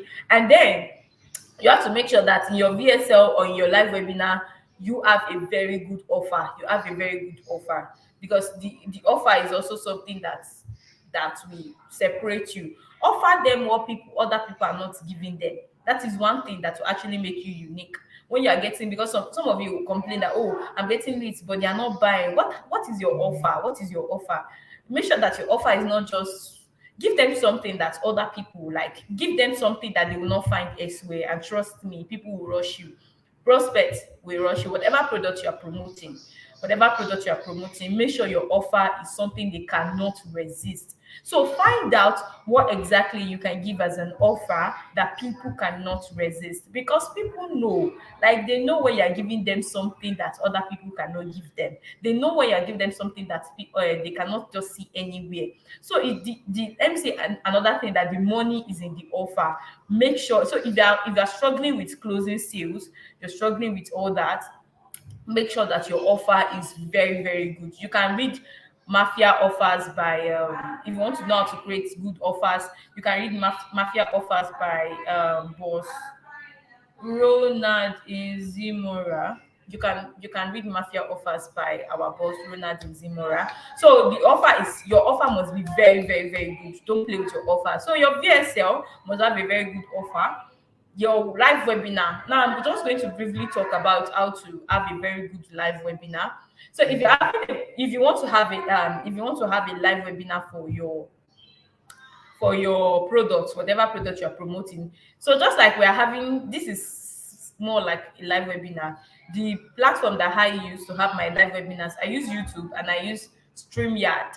StreamYard is actually free, except you want the pro version, but I use the free. I've been using the free for long. So make sure that if you want to do a live webinar, I would advise StreamYard.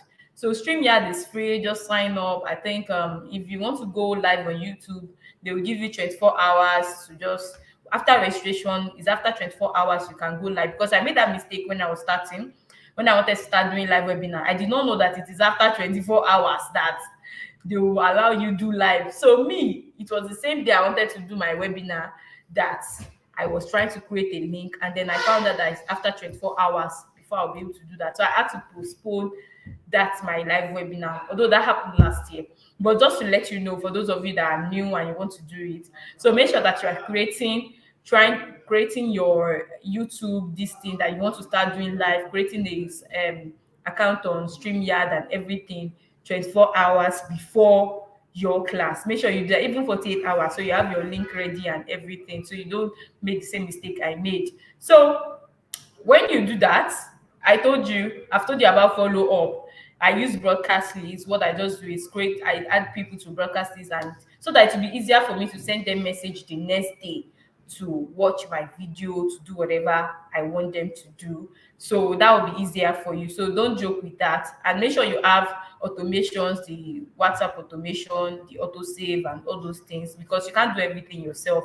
You need these automations. But I would advise you, don't do too much. Don't do too much automations. If you do too much automations, WhatsApp will find you out, and might even like ban your account. So because WhatsApp, they are very mad people right now, so they can ban your account. So don't do too much automations. And then your webinar, I said I'm going to talk a little about webinars. You can actually get a course on how to run webinars too, but let me just give you a little brief about how to have a very high converting webinars. One of the things I'll tell you to do is first thing I'll tell you to do is go to tweet Bostoyin Twitter page and search for live webinar. Search for webinar something. So it will bring out all the tweets he has made on the webinar. There was a particular one that he did, that he brought out a breakdown on how to have a successful webinar, an highly converting webinar. So read it, and also you can relate it to what I am about to tell you right now. So when you're having your webinars, make sure you have testimonials.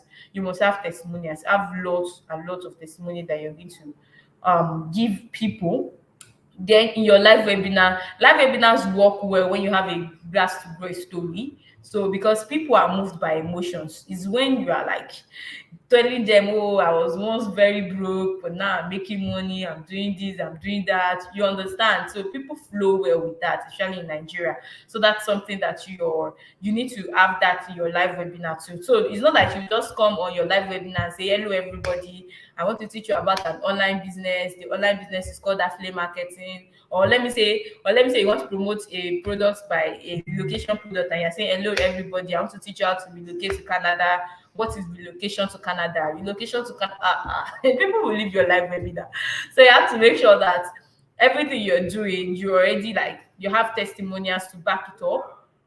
You have to make sure that you have like a storyline to tell them. It might not be your own personal storyline, it might even be the product owner storyline, but just have a storyline to, or somebody that's used the product storyline. Have a storyline. It creates emotions well in live webinars. And then your live webinars, you have to make sure that you have, oh, my time is almost up. Oh God. Okay, let me just round it up with this live webinar. There's So you no, have to make there's sure that in no, your live there's actually no webinar you're problem. tackling people's objections.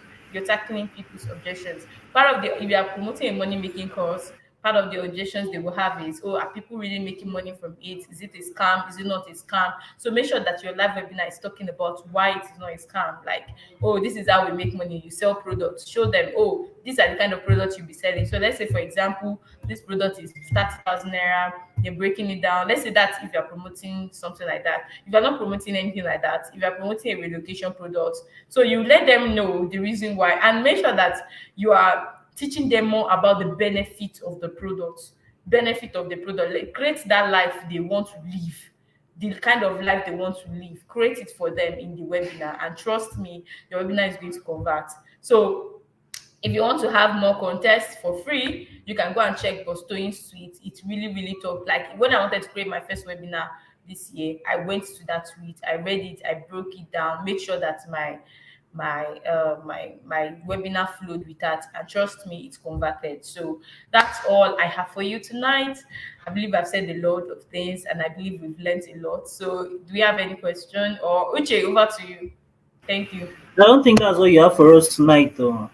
Uh, Uche. can you hear me? Can you hear me? Hello, Uche. Seems like my network has issues. Okay, we Seems can like hear a you net- now. Can you hear me now? Yes, yes, we can hear you. I said that's not all you have for us, though. Now that we are, What you else do I know, have for at this you? point now is when you start sharing money now. Is that not the next thing? Okay. Everybody send your. Hey, everybody go into the comment section and type your account number, something like that.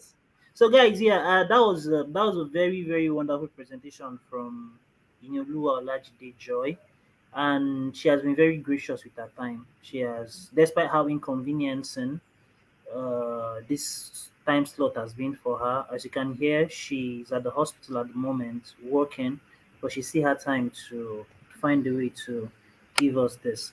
So please, guys, go to the comment section and type out your questions.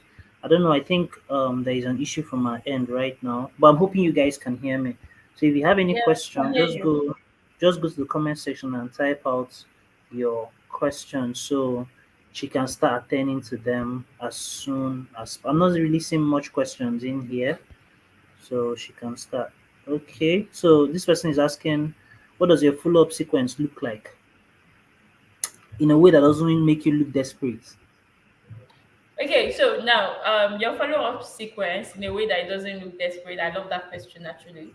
So this is how you make a follow-up sequence. Don't come and be telling them bye. Do you understand? Just I for me, most of my follow-up sequence are always a storyline. So a storyline that tackles objection. So if I am promoting a money making product to you, my follow up sequence can be me telling you about the story of somebody that actually made money from this online business. Do you understand? So your follow up sequence can be a storyline to tackle their objection, or my follow up sequence can be an answer to a question. It can be an answer to a question. Why should you start something now? And I'll tell them the answer. So follow-up sequence is not that hard to create. It's not like you tell them that, oh, buy now. Just give them a write-up and active a short one. No, don't make it too long. People will not read it if it's too long. So don't make it, or maybe they might read it, sha, but my own people, I notice they know they read my long messages. So I try to make it as short as possible and put a call to action. So your follow-up sequence must have a very good headline, a very excuse me, a very good headline, a very good headline, a good write up, body, just to tell them. I might even teach them things in the follow up sequence.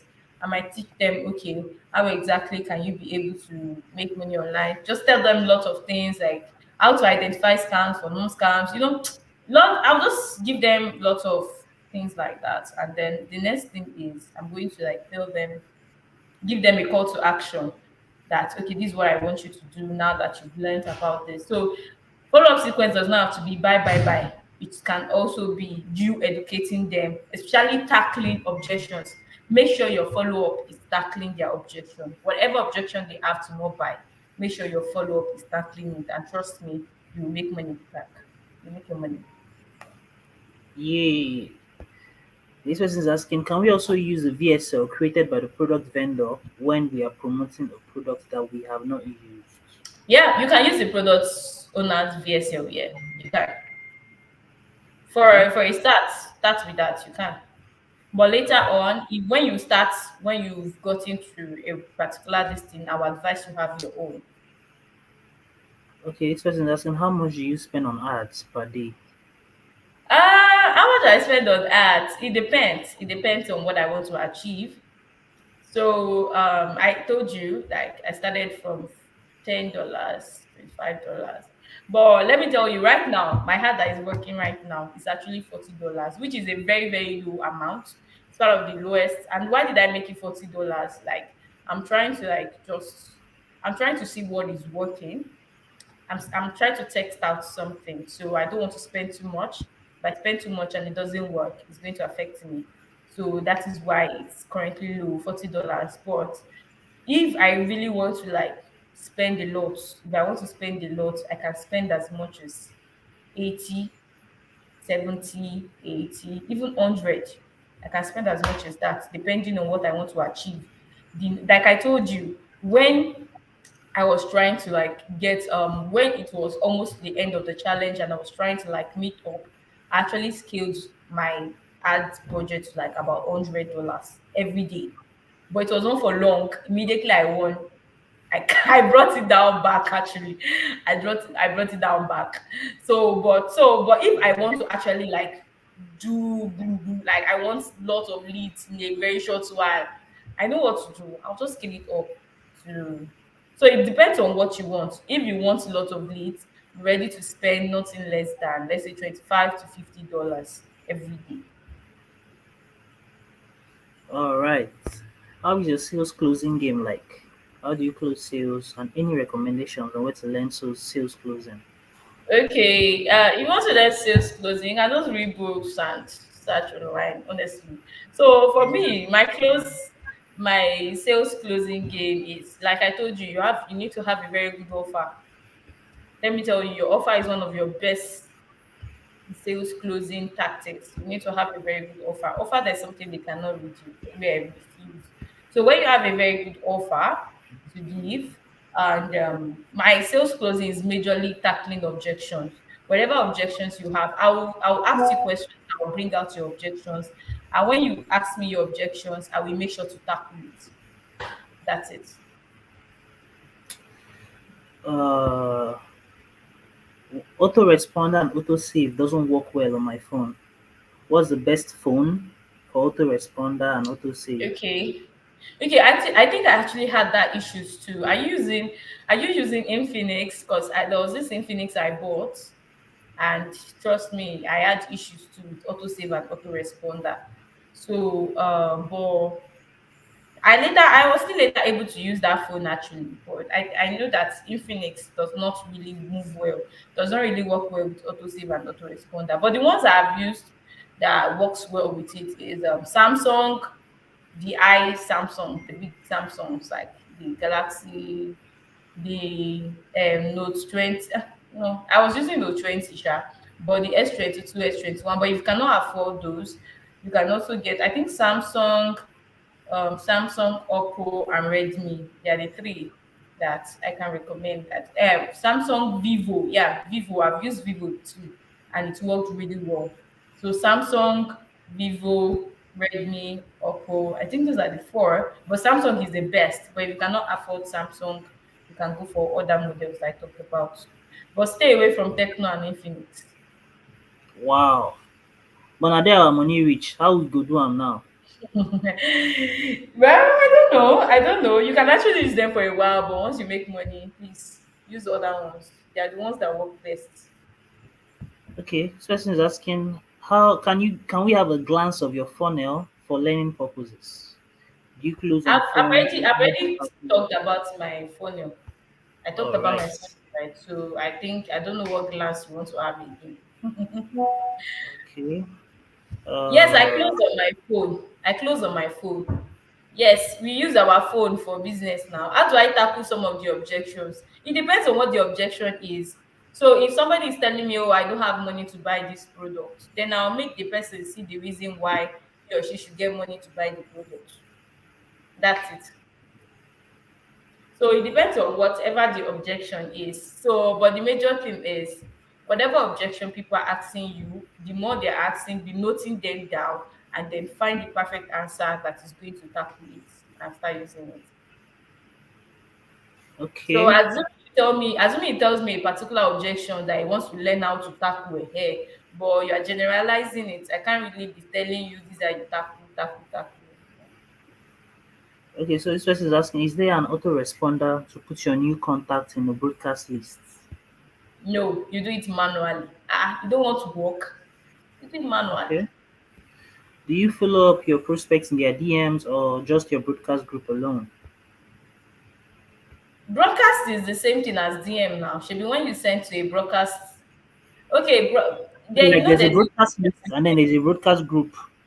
So maybe dropping your broadcast in a group, or do you DM I do them? both. I drop in my list and I drop in my group. Okay. Uh, as a newbie, can you tell me the easiest way to make sales, ma? As a newbie, What I'll tell you is work on generating traffic, work on creating content and generating traffic. So if you're a newbie, you've picked your products, you want to promote, you can start with organic traffic. There are ways in which you can do organic traffic. You can like start leveraging on your contact list. You can tell them to upload flyers for you. You can use this auto, what they call it, to chat up people from groups, and there are different ways in which you can do it. If you watch the name course, you will know exactly how to like generate traffic organically. Or you can go on TikTok, create videos on TikTok, and also start with organic traffic as a newbie, try and generate traffic and then work well. I'm sure you'll get a sale from that. Which app do you use to do your broadcasts to avoid WhatsApp ban? I don't use any app. I don't use any app. So, and one thing is, what something I actually feel is that WhatsApp ban is inevitable at this point. WhatsApp ban, I feel it's inevitable. So, but one thing is, I don't use any app. It's even when you use an app for all these things that you buy, just keep everything simple and try to like do it little by little. So I can't say that I know the perfect way to avoid bans because even I myself have been banned even last month. So I can't really tell you that. What's the best autosave app? Autosave app. There's only one autosave app that I think everybody's using. I don't have it on my phone. I have it on my phone here. But if you search on if you search on Google Play Store, on your Google Play Store, you are going to see autosave. I think it's like green. I think it's green, and I've forgotten the logo. I've forgotten the logo, but you can ask people around you. Actually, you can ask. But that's Mm, the name. The name is just autosave. Autosave alone. Autosave, and it's green. This thing like this. okay. Uh, Looking for more questions.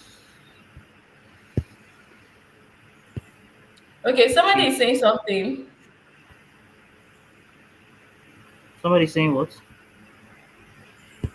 Okay, I don't know what Rita this is. Onoha or something. I don't know. Is there a forum that borrow marketers, especially affiliates? I'm tired of begging other people. I don't know what this. I don't understand this question, Victory. Maybe you can rephrase it. I want to use this opportunity to request that the background of the beat changed because most of the complain that they can't find the video. I don't understand what they mean by they can't find the video and the background of the video. Those are unrelated now. How long can one start earning? Oh, okay. Can you promote the product that we have not used? Yes, of course you can. But you have to make research about a product. You can't sell something you don't know anything about. You have to make your own research before you start selling. Okay, great. Using the VSL, what's your recommended duration for the video? Sometimes I get queries by my prospects that the video length is too long. Make sure your video does not pass 1 hour. That's it. Okay. Make sure it does not pass Okay. 1 hour. It can be 30, it can be 30 minutes, it can be 20 minutes, it can be 40 minutes. But make sure it doesn't pass 1 hour. Once it's after 1 hour, trust me, they will complain. Okay. And that's that. Thank you so much. The All financial right. seven figure, eight figure, nine figure joy. Thank you for your time. Thank you for blessing us with all your financial plenty things. Thank you so much for everything. Thank you for the ideas you've shared with us, the things you've exposed us to. I'm sure every single person here, the people who sent in questions, the people who are in the comment section, even us too that are watching from behind the scene, I'm sure that we had so much that we learned from you. Thank you for your time. Of course, you're very busy right now, but you made out time to be here with us, and that's not something we take for granted. Thank you so much. I hope you have a wonderful weekend ahead. Yeah. Thank you, I want everyone. Thank you for having me. And okay, I think somebody is sending a question here. Hello, can everybody hear me? yeah, I can hear you. Okay, okay. So I think I can check. I just checked my phone and I can see some questions coming in on my this thing. So people are asking how they can learn more from me. So if you want to learn more from me, if you want to learn exactly, you want to see like the whole setup, sales funnel, exactly how to do everything, I might be having something very soon for you guys that want to learn exactly how you can do that. So if you are sending me a message on that, don't worry, very soon I'm going to have that. Just stay tuned on my page on Twitter. All right. Thank you so much, Joy. Have a great week ahead. Thank Yes, you. thank Thank you. Good night.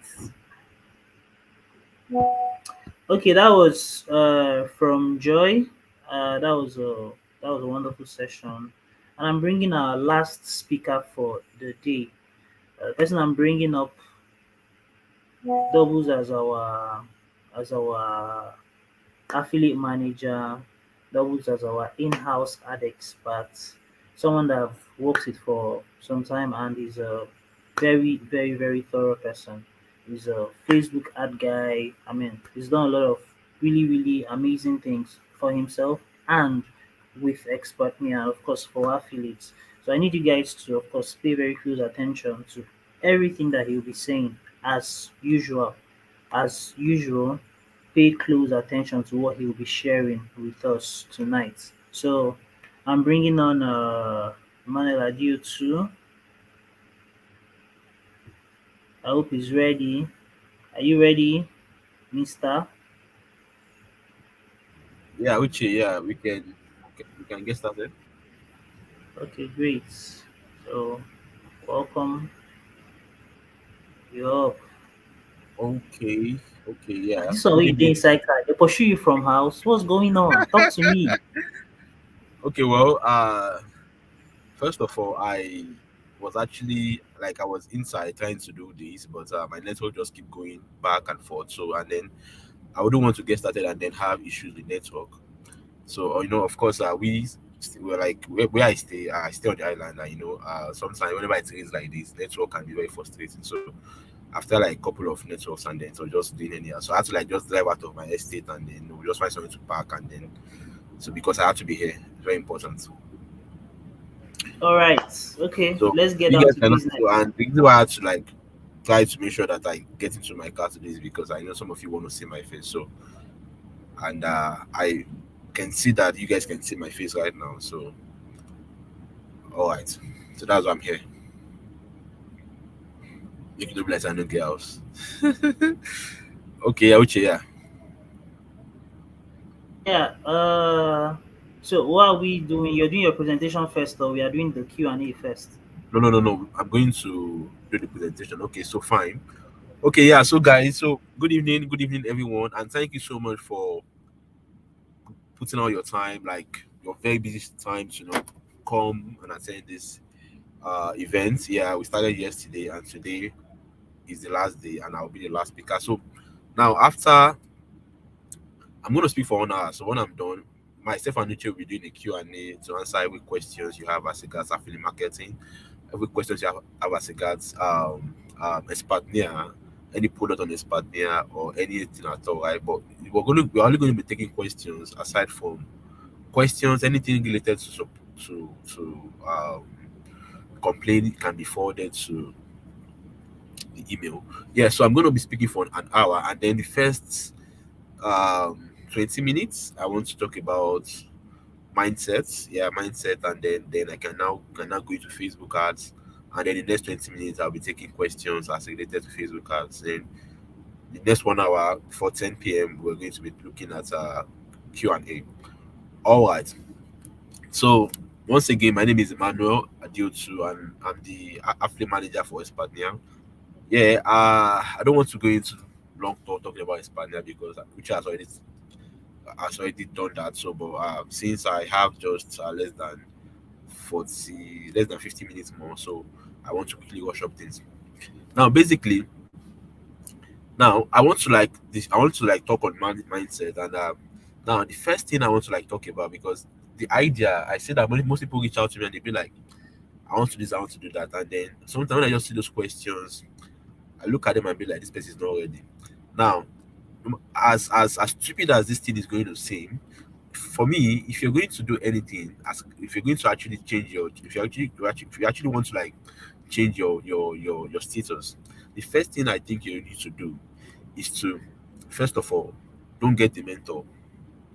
Yeah, don't go about getting a mentor. The first thing you should do is to get yourself first. And I'm going to like use my own story as a case study. Now, for me, when I was starting out as far back as 2016, like when things were very hard, I needed to, push up things, I needed to, change my financial life. Now I found out that the people, all the people, every other person I reached out to, people who are already doing well in the business, then when I reach out to them, they didn't even get back. Why? Because I just send DM. Sometimes I send some of them on maybe around, or maybe I attend any event, and I was like, what's up, Buddha, what's up? I've been following you and I want to like, can I get your number? And they just turn me down. Now the reason is because, just like Mr. Tony said yesterday, iron sharpness iron. There's literally no way why someone will leave his or her own business just to come and attend to you. And that's why I see most people, the mistake most people do is that once they want to do anything, they just want to, first let me go and get a mentor. No, get yourself first. First of all, be sure that, yeah, you are actually ready to do what it is that you have to do, what it is that you have to do to change your financial life. And immediately you have make that decision, then what can you do, as like, what can you do to yourself, what can you do to like advance yourself before you now start looking out for to get mentors. Now the thing is that if you're able to work on yourself so well and you're doing so well, like, I mean, you've been able to like crush some goals. Now these mentors will not, they, like, you're going to attract them, because just like at that point you've now become you've now become, if you've now become valuable, you have things that you can actually present to the table. So you're just going to see yourself attracting them easily. Now, for instance, so most of our affiliates on the platform. Now, I try as much as possible to be accessible to all the affiliates on the platform. But we have over 100,000 affiliates here. But and then some of them, when you give them time, they just go ahead trying to say things that are somehow a bit not that's a bit time wasting. But what I basically do is that, remember what I said, that any affiliate is doing well on the platform, just chat them up, like, without them even like being able to call me. Like in Yolo, I remember, yeah, I was the first person who entered that DM. Now, why? Because I said, okay, this person is already doing well. Now, how can I support? How can I assist? How can I make this thing easier for you? So, personally, for me, the first thing for you to like, because I see, I've been looking at the comment section, and people have been saying, how can I be like you? No, stop doing all of that. Now, the funniest thing, most of you will spend all the time on this event, and then after everything, you're going to jot down 20, you're going to join down a full note, and then before you know it, you're not going to do anything about it, because you guys just take all these informations and then you don't put them into actions. Now, there's really no difference between you and someone who is not even here. If you get all these details and then all you just do is just put them in your note and then leave it, then the person who is not here is even a better person, because the person does not have to spend all his or her time to, or waste his or her data to come and attend this event, because you have the information, you're not doing anything. The person does not have the information, is not doing anything also. So you guys are just the same thing. That's the first thing. Now, the other thing I would also want to think about is finding your strengths. Finding your strength and focus on that strength. Now, when I joined Mr. Toy in 2017, if I have the time, I might decide to talk about how I met him and how I started working for him. Now, finding your strengths. Now, the thing is, okay, Uche is my colleague, and yeah, we work for Hispania together. Now, Uche is the copywriter. I am the lead buyer. Now, it is not like I cannot learn copywriting. It's not like I cannot learn lead buying. But I just found out that somehow I kind of like running ads. Like okay, when I even came into the when I came into the marketing world afresh, I had the opportunity to learn copywriting, learn buying leads, like lead buying, like that's advertising, learning all copywriting and like email marketing and all that. But you know what I did? I just looked, I was like, bro, for me as an Igbo guy, I said, like, wait, if I learn copywriting, that means for me to float any campaign, I would need to find someone who would be buying leads for me, like who be buying traffic for me. like someone will buy traffic. And I'm like, okay, so that means if I don't get anybody who can buy traffic for me, most likely my business will be stagnant. But if I learn how to buy traffic, and I'm so good at it, what I just need to set up any campaign is just to pay a copywriter to help me set up a campaign. So to help me write a copy, right? And then once the copy is fine, and then I will just start running my traffic. Do you understand? So because traffic is something I have to continue doing, unlike copywriting, yeah, if you're going to set up any campaign, once you have a good copy, once you've written it, yeah, the only thing you also need to probably start working on maybe after the campaign is up is maybe writing emails, or maybe if you're doing WhatsApp, then put that content there. So okay, if I go, no, I'm not going to do. I don't want to do copywriting. And plus, when I was in school, I'm not really that kind of person who likes to sit down and read for long hours. Yeah, I study, but not like study at fresh like 3 hours, 4 hours. So okay, what's up? Okay, this is it. The best I can do is to be is to learn how to run art. And since then, I've put in so much effort into traffic generation. Like there are a lot of people just say that yeah, I'm good at Facebook. Yeah, I'm good at Facebook. And recently I've also even started learning Google Ads. Like I even had to pay someone to like sit with the person, and yeah, I know how to run Google Ads before because I just want to like basically improve and all of that. Now, so that's that. So second thing is that know your strengths. If you know that this is what you can do, if you know that this is where and how, or these things that you know that okay, yeah, when it comes to this word, this is what you can do. Then focus on it. You don't have to start saying, okay, you want to be the this, you want to be the copywriter, you want to be the email person, you want to be the Facebook person, you want to be the no, no. Now, some persons have that, like some persons have that, maybe like have that ability to multitask. Okay, be a Google here, be a Google here. But for me, I just feel that no, just focus on one thing and get better at it. Now, the third thing is do not waste your time trying to figure out new things. It's because now this might sound stupid.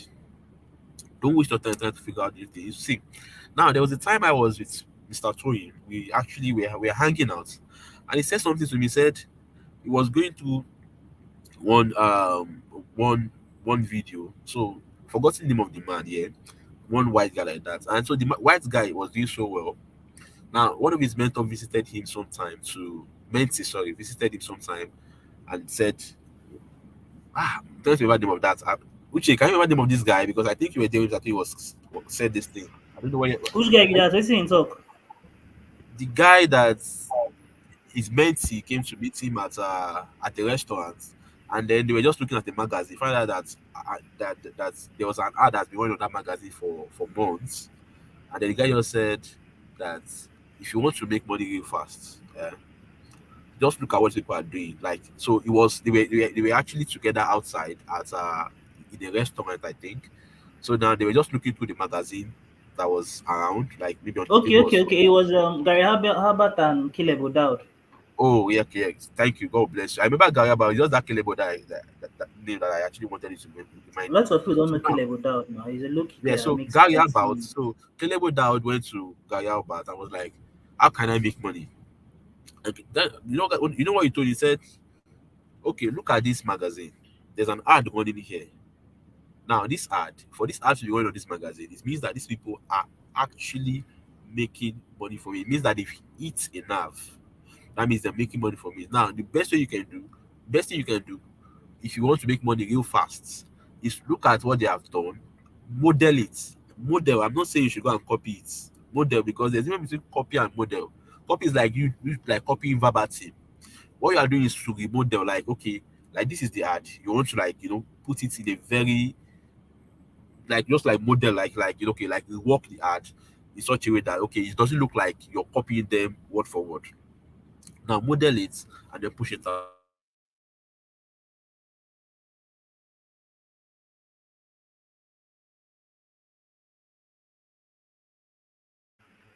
Can you see him? It seems like your network has gone off. So you know what the guy did? Caleb, very smart. He just immediately.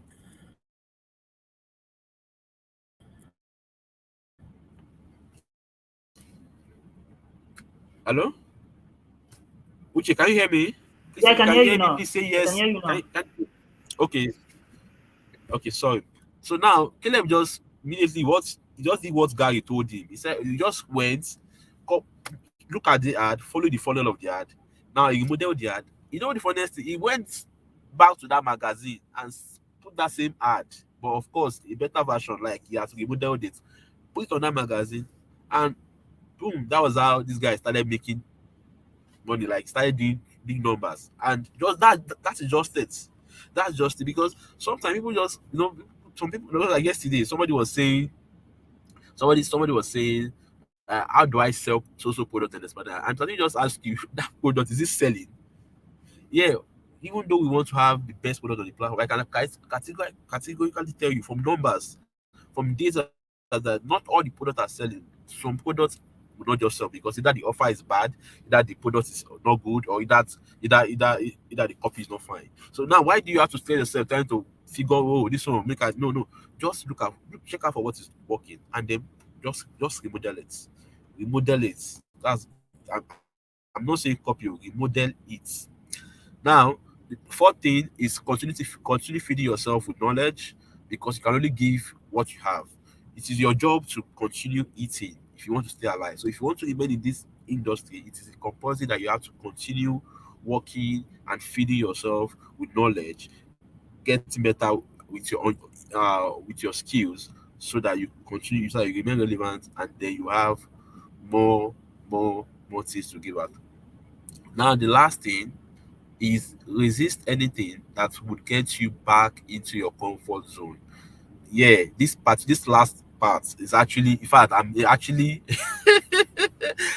this last one I just said now. Even me go, I'm still struggling with because when I came into this industry, guy, I was very hungry. I was very hungry. But sometimes one thing about money is that the moment you make more money and then you begin to enjoy comfort, somehow you tend to move towards being too comfortable. And the way you're comfortable, you somehow become like more like because you're not in your comfort zone, so you're not doing what you're supposed to do to continue making money. So somehow now how do you manage to not get into your comfort zone? First of all, the moment you begin to make money, the moment you begin to do crazy numbers, you need to change your circle of friend. And that's why when you see most of these guys, most of the guys around you, that's why they will leave mainland and go and stay on the island and pay so much money. It's not because they want to waste that money. First, it's one of the main reasons why most people do that is because they feel that, oh, let me be around people who are also like my kind of folks, like my kind of caliber. Now, but by the time you start doing number, it is your best interest to reach out to people, like change your circle of friends, work around people that are even has higher results than you. So somehow you're looking up to them and be like, like okay, I can also achieve this. I can also achieve that's what you will be looking at. Unlike when you are just there, you've made money. Like say you are staying in one place, just pay 5K before, maybe your area pay 5K before. Now you're not doing like 20 million naira a week and you're just staying there. Now, once you carry your car and pass, everybody will be hailing you. Hey. And as they are hailing you, you begin to feel like, oh, I have arrived, I have arrived. But the thing is that the moment you step out of that place and you go to a place that maybe where you have bigger boys there, you feel like, oh, this thing, the car you're even driving is even just nothing. It's just nothing because you feel like I'm driving Lexus or I'm driving this, and then this person is driving Maybach. So now, of course, that might look like you're wasting money, but ideally, in the real sense, it keeps you hungry. It keeps you hungry for it makes you to continue to be hungry for success. It wants you to always want to achieve more, always looking out to how you can do better in terms of whatever it is you're doing. Now, so that's that. So now I think I've been able to like talk on mindset. So I'm trying to rush things here. So now I'm going to be just spending the next 20 minutes to quickly do talk about Facebook, and I think I want to share my screen. Which can I share my screen? Yeah, you can. Okay. So I want to just share my because now why do I want to do this? Is because most of the times people will say, let me, oh, like I get DMs and it's always about related to Facebook ads, and I just feel okay, this is an opportunity. So while I am sharing my screen, I'm also going to be taking questions. Though I'll just quickly want you guys to how to run an effective Facebook ad. Then I'm also going to kind of, take questions related to Facebook ad. Why my screen is still shared? Why my screen is still being shared? Okay. So share screen. Uh, okay. Okay. So can you see my screen? Yeah, I can see your screen. Okay. First of all, when you're God, sorry, I just stepped on the turtle right now. Okay. So when you want to set up your Facebook account, there are mistakes most people make, and that is why they end up getting that account banned. And these mistakes are very common. Now, sometimes Facebook can be very crazy. You can still, you know, go through everything carefully and still get banned. But the moment you do what you're supposed to do, your chances of getting banned is going to be reduced totally. Now, first thing, when you're creating, I'm not going to take us through how to create a Facebook account because we don't have all that time here, and I feel that if you're going to really want to like learn how to run Facebook ad effectively, setting up a Facebook account should be a problem. So first of all, when you're setting up your Facebook account, avoid using now if you have created like if you have an account that Facebook has restricted before you are setting up a new one. Now you should avoid using details that you have used in that previous account. Details like email address, do not use it. Details like card details, Facebook you can pay in naira. Now, details like card details, don't use it. Like if you have maybe 4 to 5 MasterCard like ATM card. Now, if you have used card one to go to set up your ad, and that so you set up your ad account and that account got restricted. Now don't use that card again. In fact, if you're going to use that card, use it after 90 days. That's after 3 months. The reason is because Facebook deletes all this data after 3 months, that's after 90 days. So if you use if you any details you use today, it's going to remain on Facebook record, like ban record, like ad account record for the next 90 days.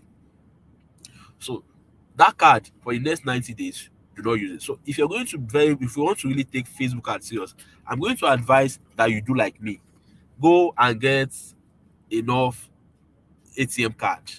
Enough ATM card. If you look at my wallet right now, I cannot like open all this card, but I just have to so that people see these are ATM cards of different banks. It's not like I have money for people who want to come out, maybe for people who are looking at coming to kidnap me. Don't be say I get money for this card though. Now say when I'm money the ads, I will just transfer money from this one to this one.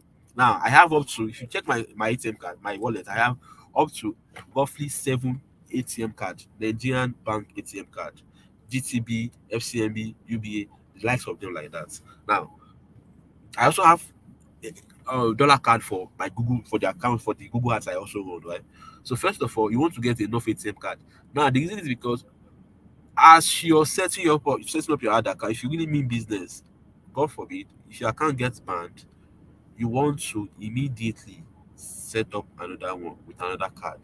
This is because it's your business. It is not ideal to allow Facebook determine the fate of your business. Okay, Facebook will not buy my ad account.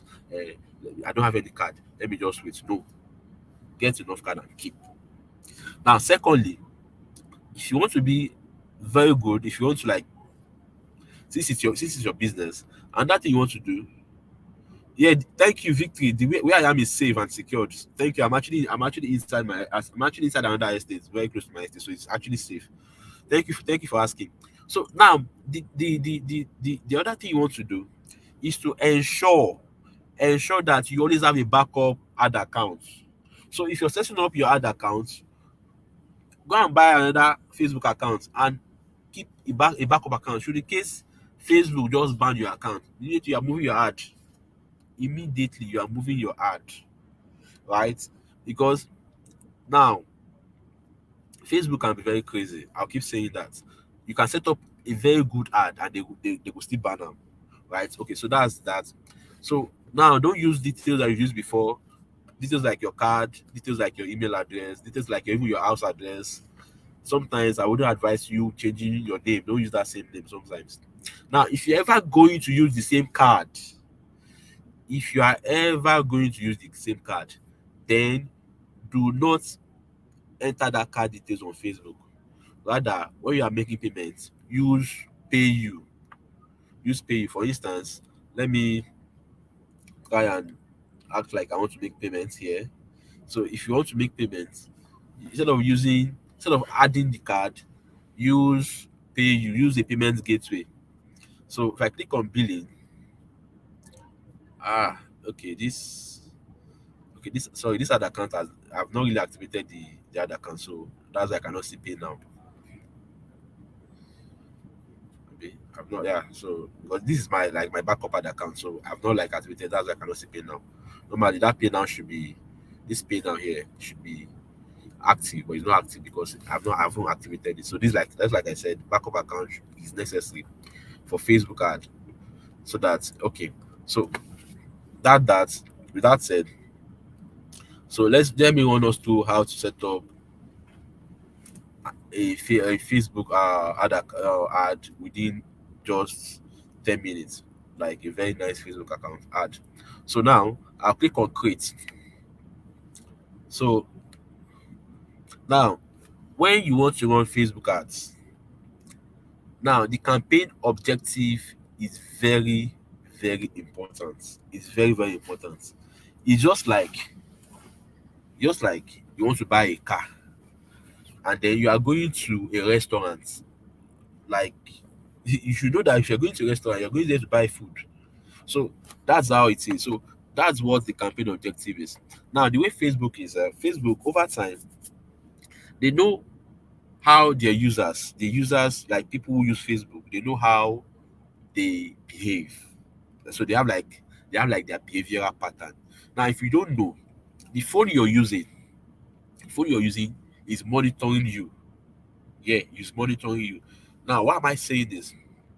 There was a time I was having a discussion with a friend about an item I want to buy.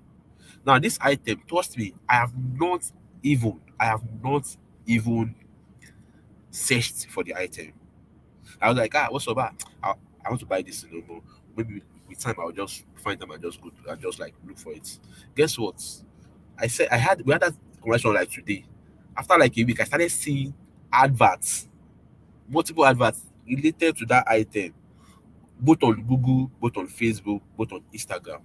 Now, what does that tell you? Your phone is listening to your conversation. Hey, like, why do you think that's not possible? Like, you guys use, if you're using iPhone, you have this Siri. Yeah, you have Siri where you say hi Siri, and then Siri will respond to you. So if you are saying hi Siri without pressing any button, it means that Siri has been listening to you all along. If you're using Samsung like me, Bisbee, you say hello Bisbee, and Bisbee will respond to you. Now Bisbee is not even human; it's an AI. It's already on the phone, so everything you're saying, it's listening. So now that's the good part of it. But in the other part of it, they're also listening to what you're saying, so they know, oh, this person, this is like what they want. Now, where you also go to, your location also is also part of the things they use to ascertain your kind of person, your kind of traffic, kind of leads, the kind of person you are on their platform. Whether you're someone who has money and who maybe drives a car. Like when you're in your car, your phone knows your phone knows you're in the car. So when somebody somewhere is running adverts related to maybe tires or whatever that has to do with the car, when the person targets the proper audience, you are likely to see that because somehow you meet with that goal. So why am I saying this? When you want to set up your ad, your campaign objective is very, very key. Now, so this is sales. First one is sales. Sales is for, say, you are running e-commerce adverts. e-commerce, maybe okay, you want to run advert, and then you want to like target people who would order or buy instantly, either order instantly. When I say order instantly, like who would like order and say, okay, bring this item, maybe pay or deliver or whatever it is, instantly, and then maybe make payments or depending on your payment settings, right? That's for sales, mostly for e-commerce. Now for leads, just like you see, it's saying maybe you are running ads for is okay now for affiliate marketing. In the case of affiliate marketing, if you're going to run ads, use leads because you're running ads to people who would fill a form, right? Who will fill a form to like attend a webinar or who will like come into your funnel to come and listen to whatever it is you have to offer. Now for engagement, so I need to drag this down so that you can also see how Facebook is like putting it out there. For engagement, maybe you want to run ad, maybe you want to like Instagram, Messenger, video views, post engagement, calls, and everything. Now, app promotion. If you're running ads to like, okay, you want people to install your app. Maybe you have app on Play Store or on what's this other one for what's it called for iPhone. If you have your app on those platforms, then you can run app promotion. Then traffic. If you just want to drive traffic to a landing page, clicks, or Facebook account, just to get likes and page, then awareness, brand awareness. Now, personally for me, if you do direct response is what we are doing. Now, I don't want to go further to explain if we just direct response and the other one, but that was like okay, we are setting up a campaign to get people to buy within the next maybe 30 to 90 days or even immediately. It's even from Coca-Cola. You can walk around your street, you see like a very big board of Coca-Cola. Say just you just see that picture of Coca-Cola and the bottle, and then they're not telling you where to even buy the Coca-Cola. Like it's an ad, right? You just see it on maybe on streets and like you just see Coca-Cola. Now there's no phone number there. There's no shop to where you want to go and buy the Coca-Cola. Now that's brand awareness. So because those people because they are big brands, they have enough money to spend on that. So what you just do is just to keep staying on people's face. But of course, you and I know that we don't have such money, so we cannot afford to run such that kind of ad. So what you want to do is to run lead ad in terms of affiliate marketing now. Leads. Are you guys following, please? Yes, sir. Yes, sir. Yes, sir. Okay, so lead ads. So I'll just continue. Uh, so continue. Then campaign name. Set up your campaign name. Category. Now, so all of this can just do it by default. So for campaign, I usually like putting the date I started the campaign. Let's say I want to run. Let's say I want to run for affiliate marketing. I'll just say September now, September 24. For me, that's how I do because I can have like 50. I can have like 20 ads running at the same time. 24 a.m. A.m. is affiliate marketing. Then the audience now. I don't know what audience I'm going to be targeting yet, but let's say I want to target uh uh uh maybe mothers now, mothers motherhood or just let's say I want to target business owners. So me, I have a way of shortening my this. I can say BO business owners. So that's how I like to name my campaign. So that when I look through all the campaigns I have, I can know the one when I started it. I can know then okay, then I'll now put like the age, maybe 18 plus. This is how I name my campaign. It helps me to like quickly know what campaign this is. Because when by the time you set up like your 50, 20 campaigns and then all of it is lined up, you just come there, you might not know which one is which again. So just but you can put the name anyhow, it does not affect your lead your ad. So I'll go to next. So ignore this. The reason why this is showing is because I'm not like I said, this is like my backup ad account and I don't want to share my main ad account for security reasons. So my backup ad account and like I've not like set up anything in the account. That's why you're seeing this review one error, but you can ignore that because I'm not going to publish this ad. Now, so you want to do is to websites, website. Now, ideally, for this kind of ad, your funnel should be like from Facebook to from Facebook to your landing page. Like if you want to like say, okay, you want to run WhatsApp ad now, from Facebook to your landing page, then from your landing page to your WhatsApp, right? Yeah. So that's what your ad should look like. That's what your funnel should look like. They're going to run this kind of ad. Now, but again, you can run from Facebook directly to WhatsApp. But for you to run ad right from Facebook directly to WhatsApp, you need to have kind of run your ad for like like maybe I think 3 months or so before Facebook will allow you to before Facebook will allow you to run that ad directly to WhatsApp Messenger. So I think if I click here, uh, okay, but let's not let's just go with website. So website means that I'm running the advert to a web page, a website page, like a website page. Though then go further. Now, okay, so all this can be here by default. Then your budget. Now, basically, I like doing the minimum budget I like running starting with is this 3,980. So I just say 4,000 or 5,000 as the minimum budget. 4,000 for me, yeah. Because I feel I know from experience, I found out that okay, this helps my ad go like get me faster results because it's a new ad. Yeah. So but you can go above, you can go lower, you can even go as low as 2,000 or 3,000 or even 1,000. Yeah, but it's just a game of number. If you're doing 4,000, you reach more people. If you're doing 1,000, you reach lesser people. If you do 10,000, you reach more people.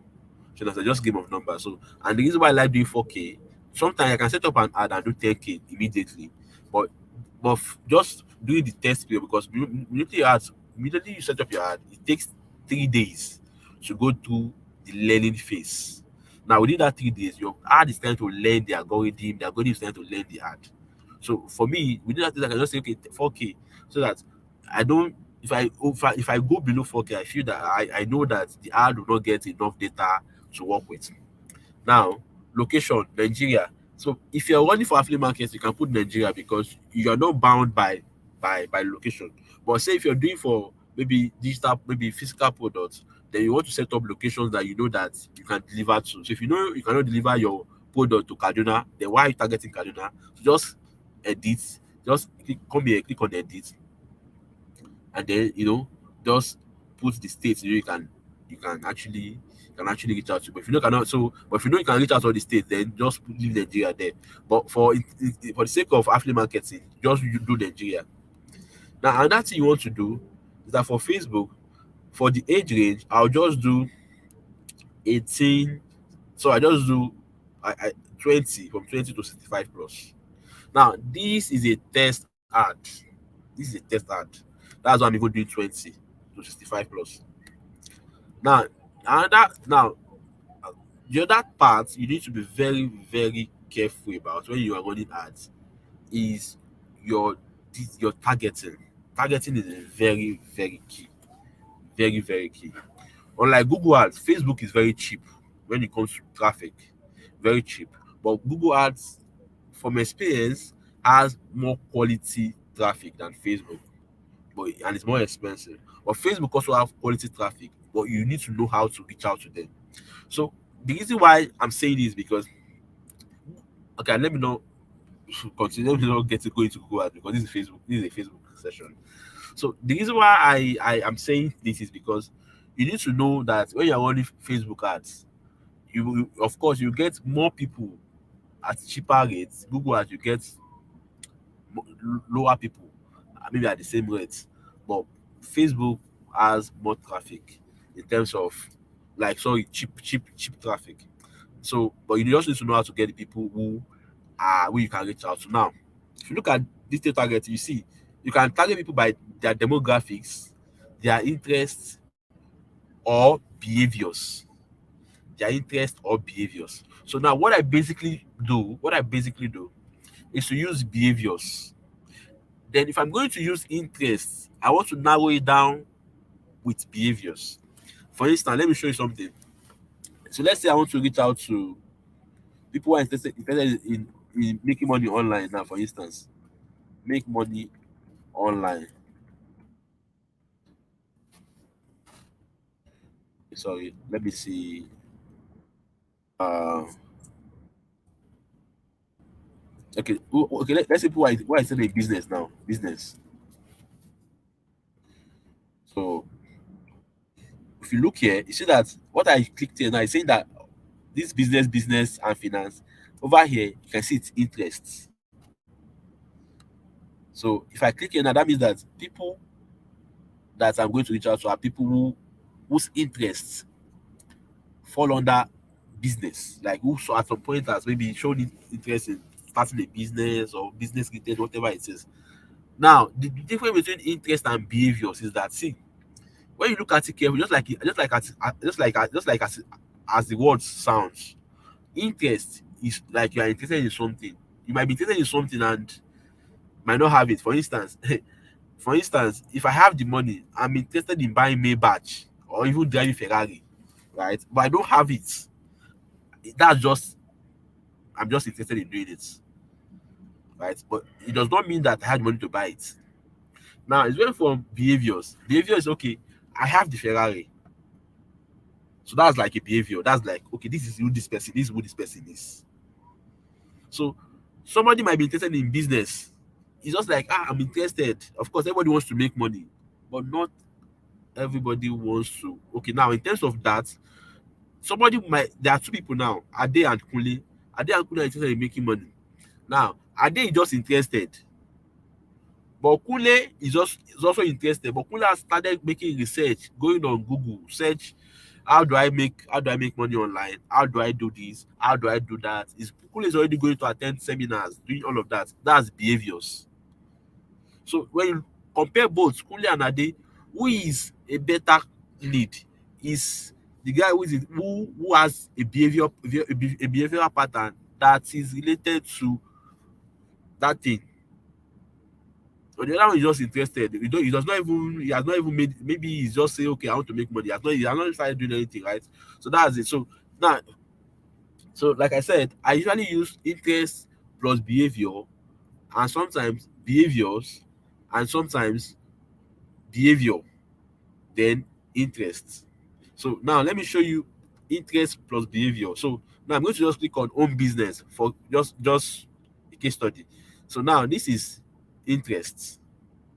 So you can see if just as I hover around this, if you look at the right hand side. Okay, sorry, that should be your left hand side. You would see that it's showing interest. So it's showing that people who have expressed an interest in or like page related to own business. That's the interest. So what I can now do,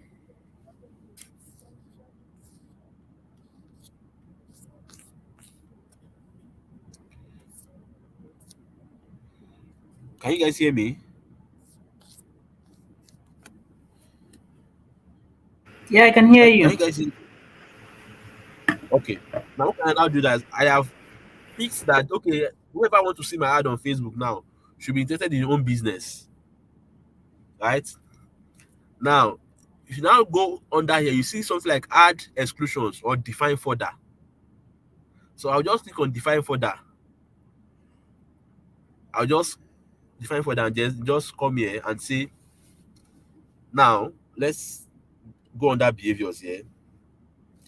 I can just look for uh purchase behavior and look out for engage shoppers. You know what this means?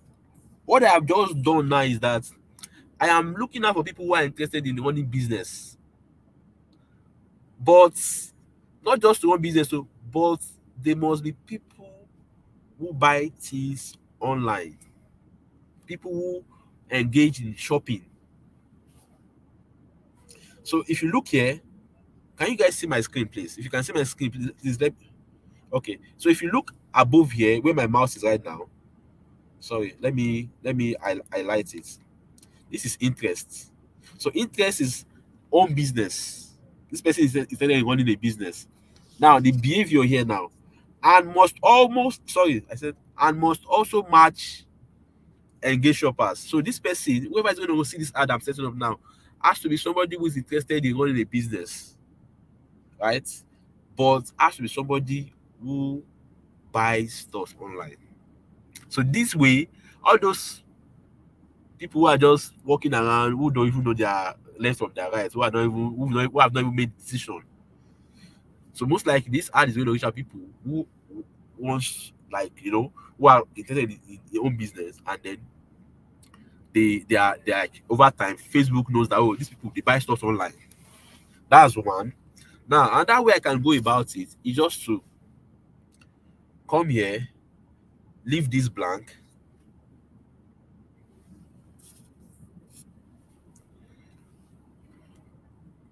then take this off, just go under browse here, under behaviors.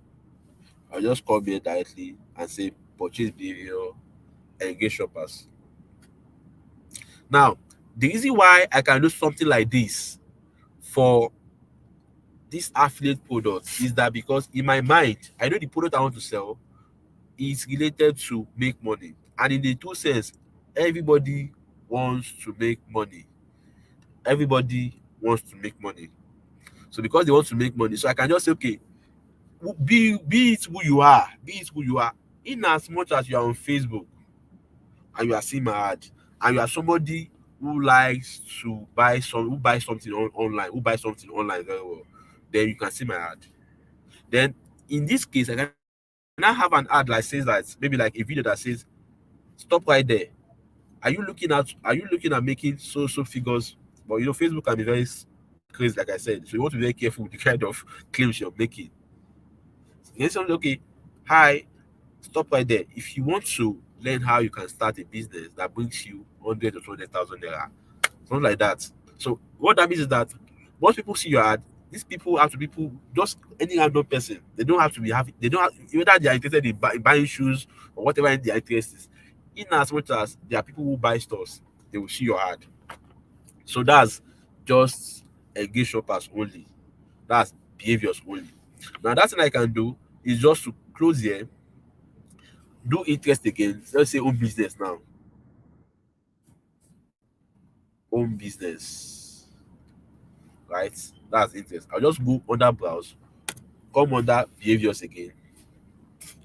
Go scroll down, go to travel and look out for frequent international travelers. So now if you look at, let me unmark this so that so that we can read it together. If you look, these frequent international travelers are people who have traveled abroad. If you are traveling, once you travel abroad, Facebook knows, because you are at the airport. You got into the plane, you went off, you got into another international airport. Facebook knows, they can track your location. So frequent international traveler, people who have traveled out of their country twice. People who have traveled more than once in the past 6 months. That means they must have traveled twice within a year. They must have traveled abroad. And trust me, if you have the money to travel abroad, most likely you are balling like two times, right? Now, and that thing I can do is just to uh so mind you, know that if you are doing interest plus behavior, you have to pick the interest and then define further. That means that this person must be interested and must also be a buyer, and must also be somebody who likes to travel. So, or you can also use, now that thing I can also do is just leave everything blank. Leave everything blank. I call this one zero targeting. Don't target anybody. Now, just leave it blank like this. And then come under placements.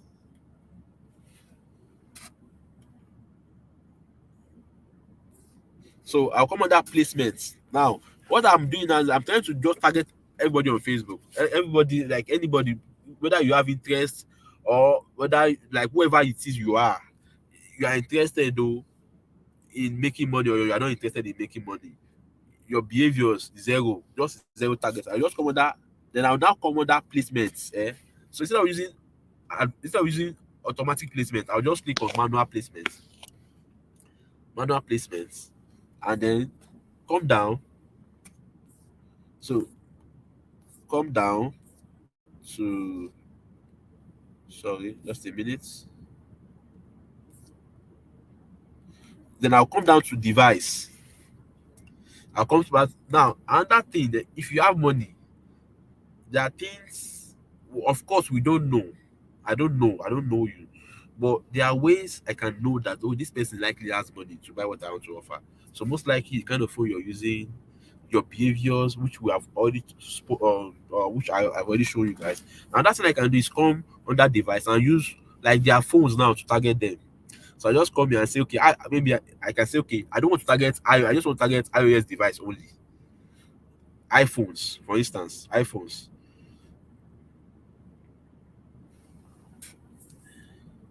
So once I do iPhones, like this is going to be all iPhones, and I'll come to the OS version. Now, I'm not an iPhone user, I'm sorry, but I know that the latest iPhone, maybe iPhone 11, I don't know, but let's say iPhone level OS, operating system is like 13.0. And I said that, okay, I want this app to run to everybody, but this person must be using iPhone, and the lowest OS of that iPhone must be 13.0 to like the highest, to like 16.3. So the lowest, so you see my ad if you're using iPhone, and then your lowest OS, like sorry, your OS of your iPhone is from 13.0 to like 16.3. So that way, all these people that are using all these small palace phone, I've taken them off. Now, and that's it. If I don't want to use iPhone, I can just say just Android device only.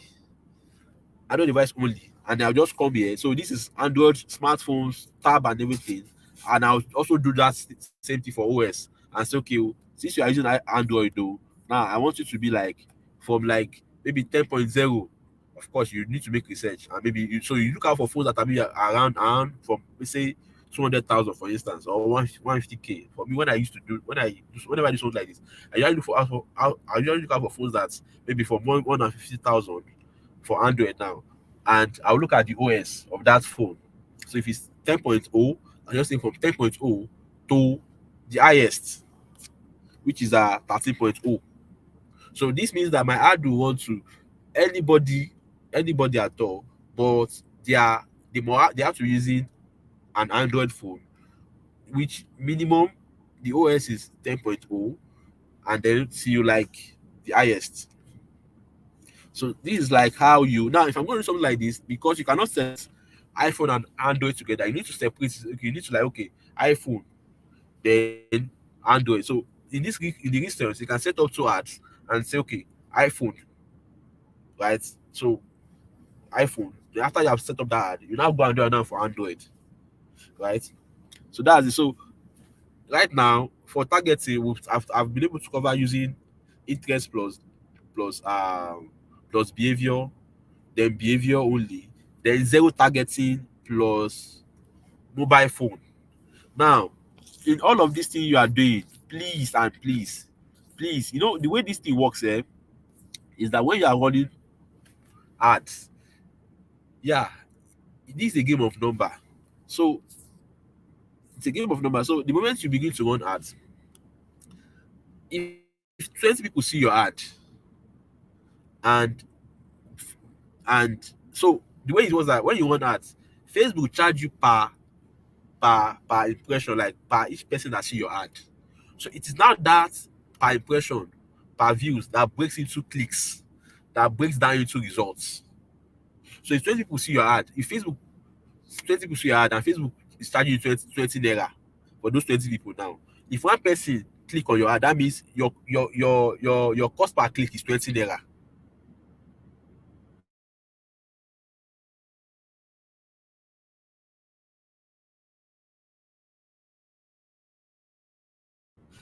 Now, if out of those 20 people that saw your ad, are people who are likely going to respond, and not just respond, have money to buy what it is you are selling.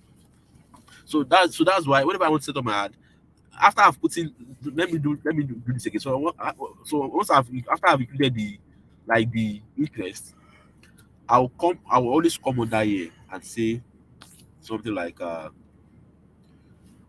define further.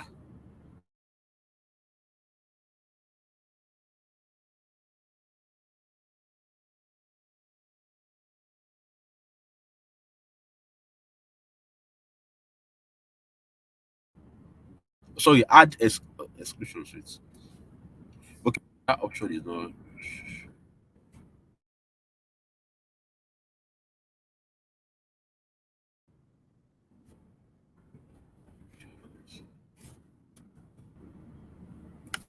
So I'm coming, please. So featured phones. That means I'm saying that my ad one was going to exclude people who are using phones that are not, like, maybe people who are using Opera Mini to access Facebook. People are using like Opera Mini to access Facebook, right? So that's that. So you can, so when you are setting up your ad in this way, after you have like set up the targeting, please, you need to always come and click on add exclusions and exclude people who are using featured phones. So Facebook access mobile featured phones. That's people who are using Opera Mini, maybe who are using like all these small 5,000 and 10,000 naira phone, and they are like using Opera Mini to access Facebook. So those are the things. Those are the people Facebook see regard as featured phones. So you want to exclude all of them so that your advert does not even get sent to them at all. All right. So that's that. So then your creative also has to make sense. You need to, like, if you're setting up your ad, have like 3 to 4 creatives that you are using to test, right, per each campaign, because it matters a lot, and that can also help you. Now, scaling up your ad, I'll be very fast because I don't have time again. This is 9:05. Scale up your ad. The moment you put up your ad, once you put up your ad, now, and you've allowed it to run for some time. Now, before you scale up, leave it to run for like 4 days or 5 days. After that 4 days or 5 days, you can now scale up. To scale up, you look at the data. So if you have more females responding to your ad than males, or if you have maybe a particular age is doing better or a particular location is doing better, now all those details is now what you now extract and set up another ad, right? Set up another ad and then use all these details. So let's say you use like 4 videos, for instance. Now, out of those 4 videos, let's say one is doing well. That means that you can set up another ad and just use that video only, right? So that's it. So now I'm going to take questions, but Uche,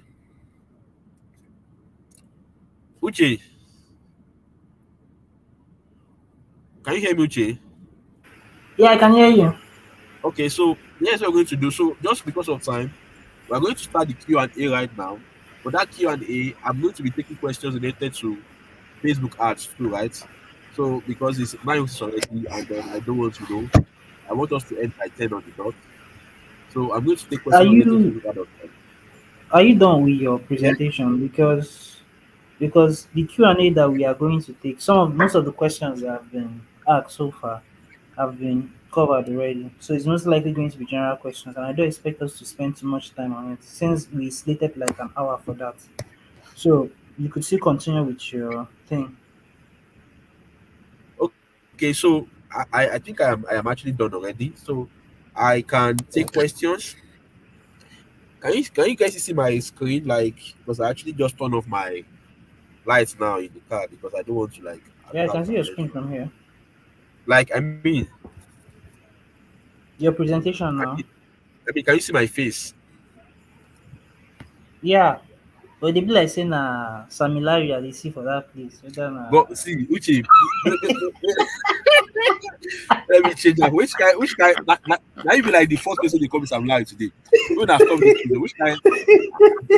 see Taking your of this, plenty, see your plenty biabia guy. I'm taking of this BS. Like, now someone Hey. officer stopped me. Oh, say it is say whether you don't win, you don't win 5 million. I was like, because my guy is seated now. He just stop me. Call the look. Call like try they look from the windscreen. Like, come when they call me, go say say you don't become 5 million, 5 million naira rich. I was like, what do you mean? He said, guy, if I tell you how I look, how you who you resemble, you go fight me. You come over, you can say Sam Larry. I just zoom off. Well, she said I don't look like that guy. It's just the beard. So please stop it. Uh, okay, we are looking at the questions. Okay, this person is saying, please, I want to know if you talk about Twitter ads. Okay, maybe to answer that, the thing about Twitter is, before now, Twitter wasn't very optimized for ads and all of that. That's why the recommendations were usually Facebook, Instagram, Google, YouTube, and so on. But now, Twitter is actually, what was it called? Has actually the ads have actually become better since Elon Musk started doing his trying to get Twitter better and all of that.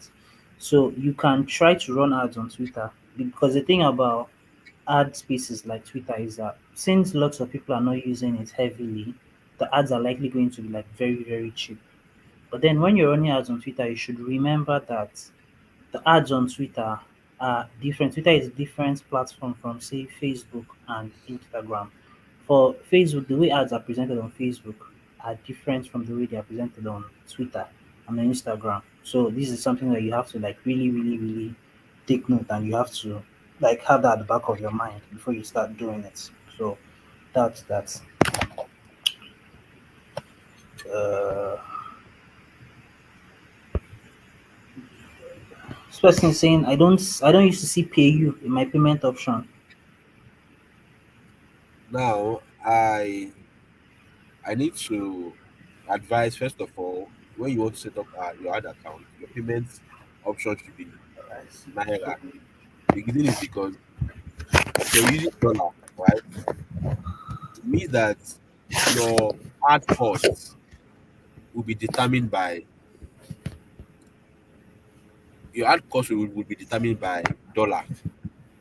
So it means that if you were buying dollar for like 800 yesterday, and maybe you now use $1 to get one lead, it means that sorry.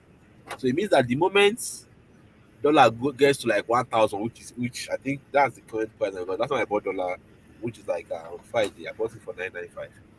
So if it's now at 1,000, it means that if you buy $1, so if you now spend $1 to run ads on Facebook, it means that your costs has increased to like 1,000. So if you were running Facebook ad, try to use local card.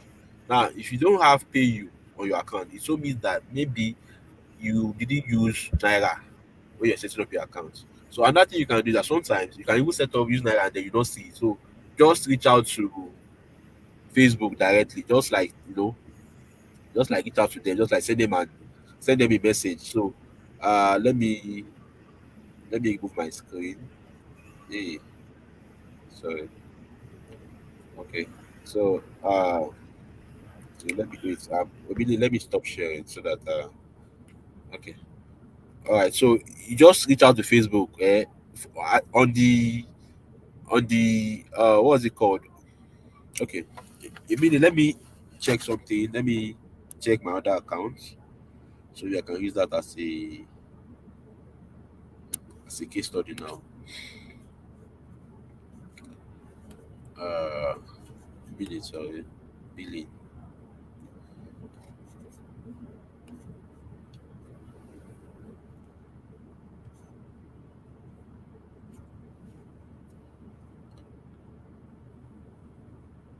Okay. So I'm going to share my screen back now so that you see. Um, I had to do that for because I'm on my laptop and I don't want to share some sensitive information. So now, if your ad account is set up in Naira, so I just went to my other ad account now, right? That's already set that I've already set up. So once you click on add the funds, you see pay you here. So don't use this debit or credit card because this debit or credit card would warrant that you add your card details. And if you're going to use a card that you have used for an account that has been banned, if you do it here, now your ad might even run for some time. But over time, if they figure out that this person is that person that they pursued before, they'll pursue you again. So there's pay you here if you're using Naira as your payments, this thing as your payments, as a means of payment for Facebook. Now, if the case does not come up, just come here, click on help, click on this help, and then you need to see,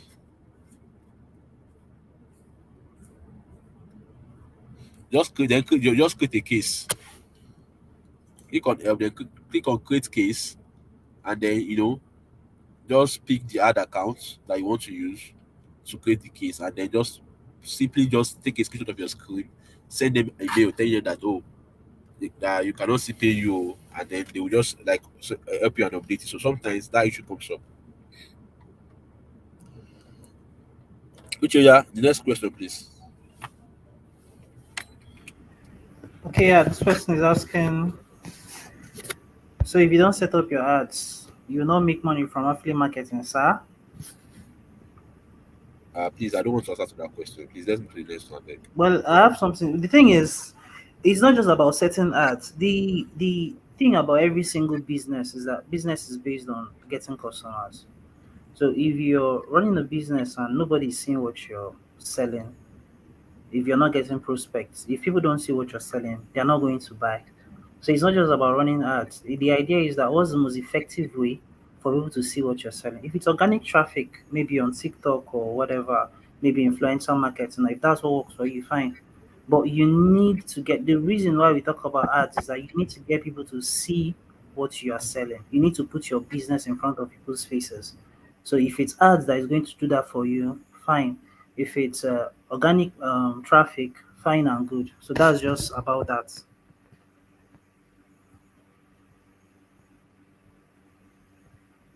This person is asking, can I run Instagram ads using the same method?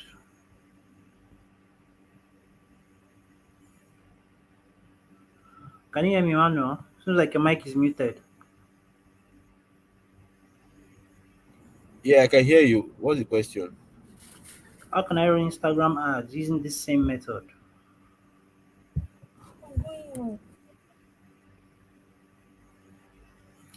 Okay. The thing is, when you're running ads on Facebook, you have an option to also allow those Okay, ads to show on Instagram. which is sorry, I got a little bit distracted here. So someone is trying to get my No attention. worry, you can just add, you can attend to the distraction. I'll go answer the questions until Okay, we get your how can I run Instagram ads using the same method? Okay, well, the thing is that well, you can when you are setting up your ad. Okay, I didn't show that. But when you're setting up your ad, then now you can decide to say, okay, so that's placement part where I said click on manual placement. When you click on manual placement, you can decide to say, okay, you want to run your ad to Facebook, Instagram, news feed, yeah, and I think audience network.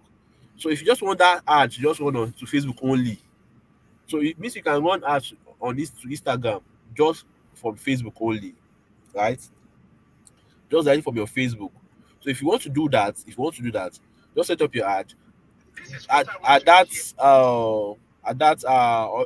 placement, click on manual placement, then uncheck Facebook, uncheck audience network, uncheck newsfeed, and just leave Instagram only.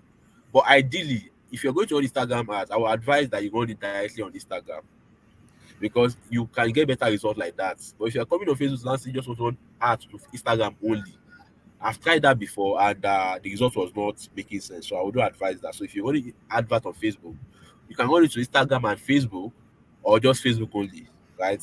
So don't just say Instagram only, but you can test it there. It's actually it makes sense if you can test.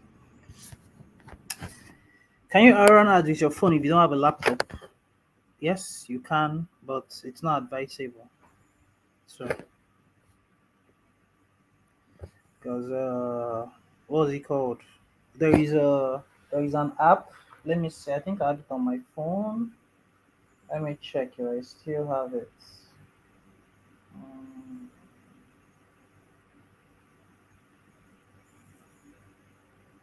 let's see. But it's like ads manager for Facebook. So you can run ads on your phone, but I mean laptop gives you like better options. But just something I normally tell people is that You don't necessarily need to, if you don't have a laptop, I believe that there are always options. An option is you can reach out to a friend that has a laptop, a friend, a neighbor, somebody that that you can borrow their laptop for a couple of minutes. I mean, you probably, if you want to set an ad, you could probably take, if you have everything ready, have your copy ready, have your creatives ready, and all of that. It could take you like maybe 30 minutes or thereabout to set up an ad. You could also go to a cyber cafe to set it up. So that's that. Which of the cards would you recommend for ad payments? If you're using PayU, virtually all Nigerian cards work for PayU now, but it's great to have a physical card. Now, something you should always do is that it's important that you have multiple cards.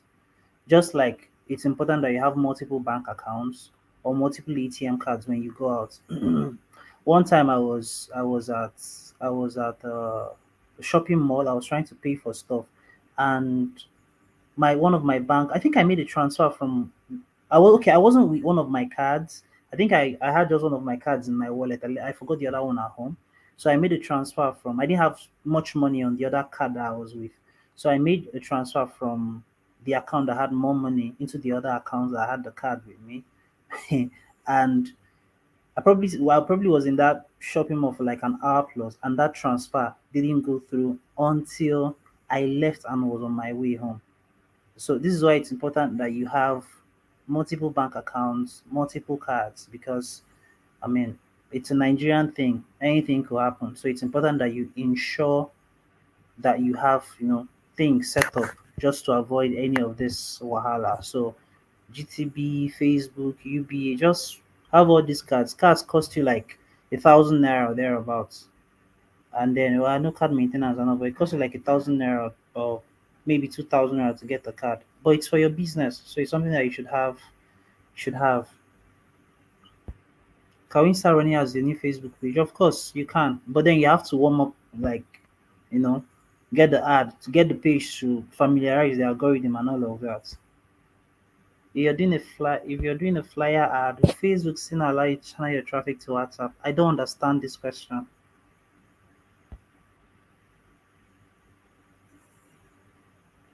How can someone set up an ad? Well, Emmanuel has shown you how to set up an ad. Where can someone get the person who sells Facebook ad account? You have to ask, like say maybe you go ask Yahoo Boys too, because now then you get that kind of information. Is it a must to use Pixel as a newbie starting out? The thing about Pixel is Pixel shows you what you're doing. Just like when Adem Lee was talking about earlier when he said if you're using card, thing about cards is card doesn't have the free, if you're using the free version of card doesn't have an option for you to be able to track your conversions or you to be able to track what you're doing. If you're running ads, you need to know what is happening. Because without using trackers, without using Pixel is a tracker. Without using pixels, without using tracking codes, you don't know how your ad is playing. You don't know what your ad is doing. You don't know what's going on.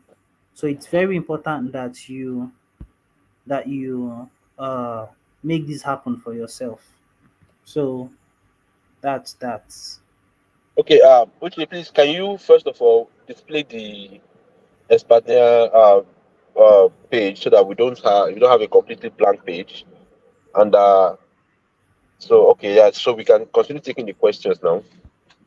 So, guys, I'm sorry I went off. I needed to like adjust because these security guys were here to get me to like know what was both going on. They said I'd be here for so long, so they wanted to know if everything is fine. Okay, so you can go on. if the Facebook username I use as admin on the ad account does not correspond to the name on my card or even ID with my ad. Yes, Facebook allows you to run ads with cards that are not in your name. So unlike Google, they let you run ads with cards that don't correspond to your name. Um, I use Q. Can I create Facebook page on my old Facebook account? I have to create another. Yeah, you can. Okay, man, I think this one is for you. Is specific targeting necessary for a make money online product? Or we can go without using any specific targeting interest and still get great results. Now, see, like what I was saying is that the product you want to sell matters. There are some products that appeal to almost everybody. One of them is Any product that has to do with make money, yeah, of course, everybody, almost everybody, in fact, I would say everybody wants to make money. But because they're just saying that nothing is 100% certain, so I'll say almost everybody wants to make money. So such products appeal to everybody. So in that case, you can use zero targeting and use behavior to like chase what people do not have. But you see, it's a different thing that somebody is creating something, and it's a different thing that they have the money to afford it and they can buy it. Now it's a different thing that somebody is creating something and they don't have the money. So if you're doing zero targeting, the product should appeal to a large number of, like, most likely. In fact, I would even advise make money products. Because for instance, Jackpa, let's say you want to sell the product on Jackpa. Yeah, even though a lot of people want to Jackpa, some people still do not want to Jackpa. I was at GT Bank which day like that, one day like that. I went there to deposit dollar. As I was giving the cashier dollar, the one guy looked at me and was like, "Hey, are you saving up to Jackpa?" I was like, like, why do you ask me that? Because it was like, if you want to Jackpa, I won't advise you to Jackpa.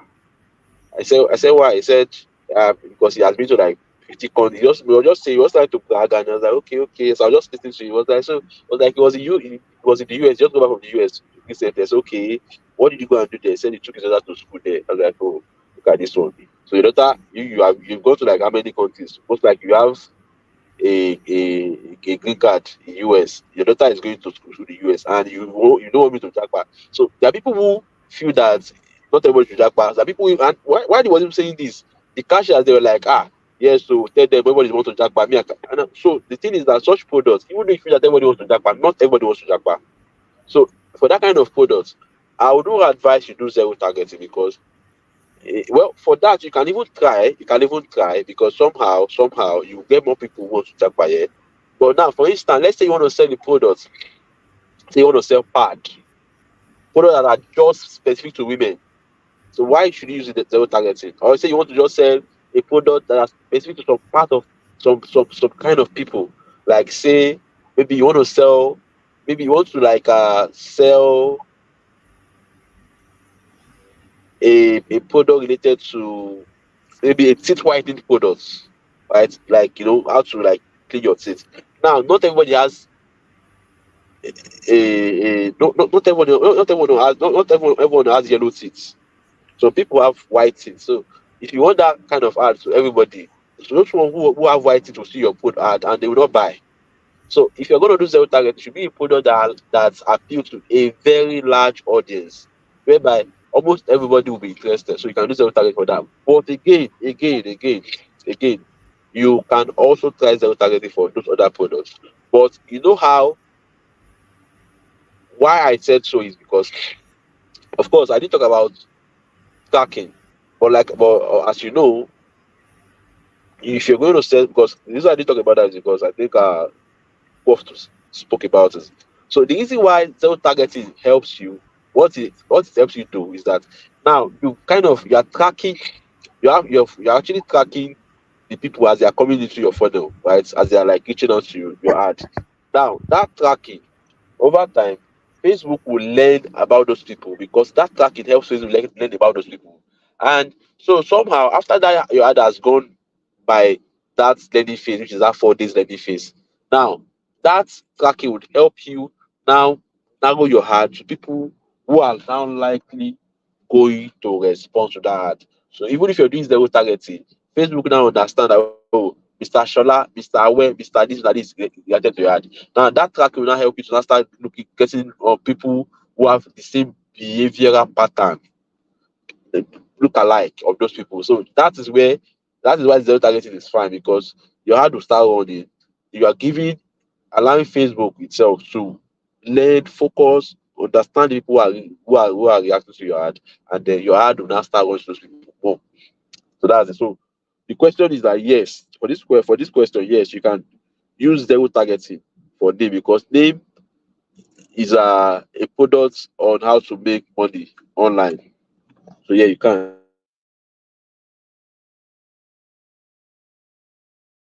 Okay, and just to add to what Emmanuel said about targeting, the thing is, you cannot be everything to everybody. I guess is one of my favorite lyrics ever. You can't be everything to everybody. Everybody cannot do the same kind of business. There are people that are interested in affiliate marketing as it says on its own. There are people that are interested in Amazon KDP. There are people that are interested in freelance and other forms of making money. That's when it comes to making money. When it comes to weight loss and so on, there are people that are interested in ketogenic diets. There are people that want maybe fat-based stuff. There are people that want serious training, gym workouts and so on. Everybody has something that appeals to them, their personality, their aptitude, where they are in life, their strengths, their weaknesses, and all that. So targeting is important. It's important that you are targeting the right set of people, because something I've come to learn, I've maybe it took me until this year to really figure it out, is that it's more important, the people you sell to are more important than what you're even selling. So I'm going to take that again. The people you sell to are more important than what you are even selling. So that's that. What if it's a pro version for card? Yeah, with a pro version of for card, you can track everything, and it costs you like $20 a year. Okay, this person is asking, what can you do if Facebook is not allowing you to create a page? Well, yeah, I have had this issue before. The best thing to do is to reach out to them. I showed you how you can create a case with Facebook. So just send them, just create a case. It's in fact, I experienced this thing twice this year, and basically I sent them an email. Now they resolved it. So it's actually a bug issue related peculiar to your account. Okay. Since almost everybody's advertising products like how to make money, can I sell other products that won't get my Facebook banned, since I'm like a newbie to this? So I didn't get that. Since almost everybody's advertising products like how to make money, can I sell other products that won't get my Facebook banned, since I'm like a newbie to this? Okay, maybe let me Well, answer this. if the person is Okay. going to talk about, Uche, please, you need to speak up because I'm not really hearing you very well. I did shout like this. Do you want to answer this one? Did you say you want to answer this? Yeah, let me just answer this. So the Okay, yeah, thing go ahead is, then. they are. I think I explained this in the Newbie Affiliate Marketing Expo program. There are four niches that people are very interested in and they spend money on. The first niche is the money niche, which is like anything around making money, saving money, and all of that. So that's like the money or the wealth niche. The second niche is the health niche. So anything around health, losing weight, um, fixing your erectile dysfunction. Maybe you're struggling to what's it called? Satisfy your wife in bed. You last for just 2 minutes or less than. You'll have fertility issues. You're struggling to give birth. You're struggling to take in, and all of that. You have diabetes. You're trying to lose weight. Everything that's in that health niche. Then there's the for Nigerians and people in certain countries, the immigration niche. People that are trying to jack back. This particular product or products under this category are one of the hottest selling products on Expertme actually. And then there's a relationship niche. You're trying to get a boyfriend, you're trying to get a wife, you're trying to get a girlfriend, you're trying to get a husband, even fixing erectile dysfunction, fertility, and all of that. Because if you have what was it called? If you're struggling to satisfy your wife in bed, of course that is going to affect your marriage. If you if you're I mean that's like an as a result of niche. So that covers it. So all of these niches, people buy stuff in all of these niches. If I remember this book this lady was selling, where she was talking about how she was always the bridesmaid. She had been to tons of weddings, tons of weddings. She was always part of the bridesmaid, but she had never been the bride. And she wrote this small book where she was telling people how, oh, this is how it was for me. But then I found a way to get a man to commit to you. See, women understand. Women know that if they are dating a guy and the guy is not committing to them, they know that, like, they identify that as a problem. You see it in movies, you see it in real life. So there are people out there who want to know how they can overcome these problems. There are people who have achieved this and they have these solutions. So your job is just to find what the solutions are. And it's not just restricted to products on Expertnia. See, if you see a product that is not on Expertnia that fits this category, you can set up your own simple funnel and sell the bloody hell out of that product and make tons of money. So when we do this whole affiliate marketing thing, we're not just teaching you how to promote products on Expatia per se. Of course, I mean, well, but we are trying to, get you in that space where you're good enough, you know enough to be able to pick anything out there, anything you encounter that you know this thing is going to make money, you test it out and then you scale it up to the highest levels possible. So that's that.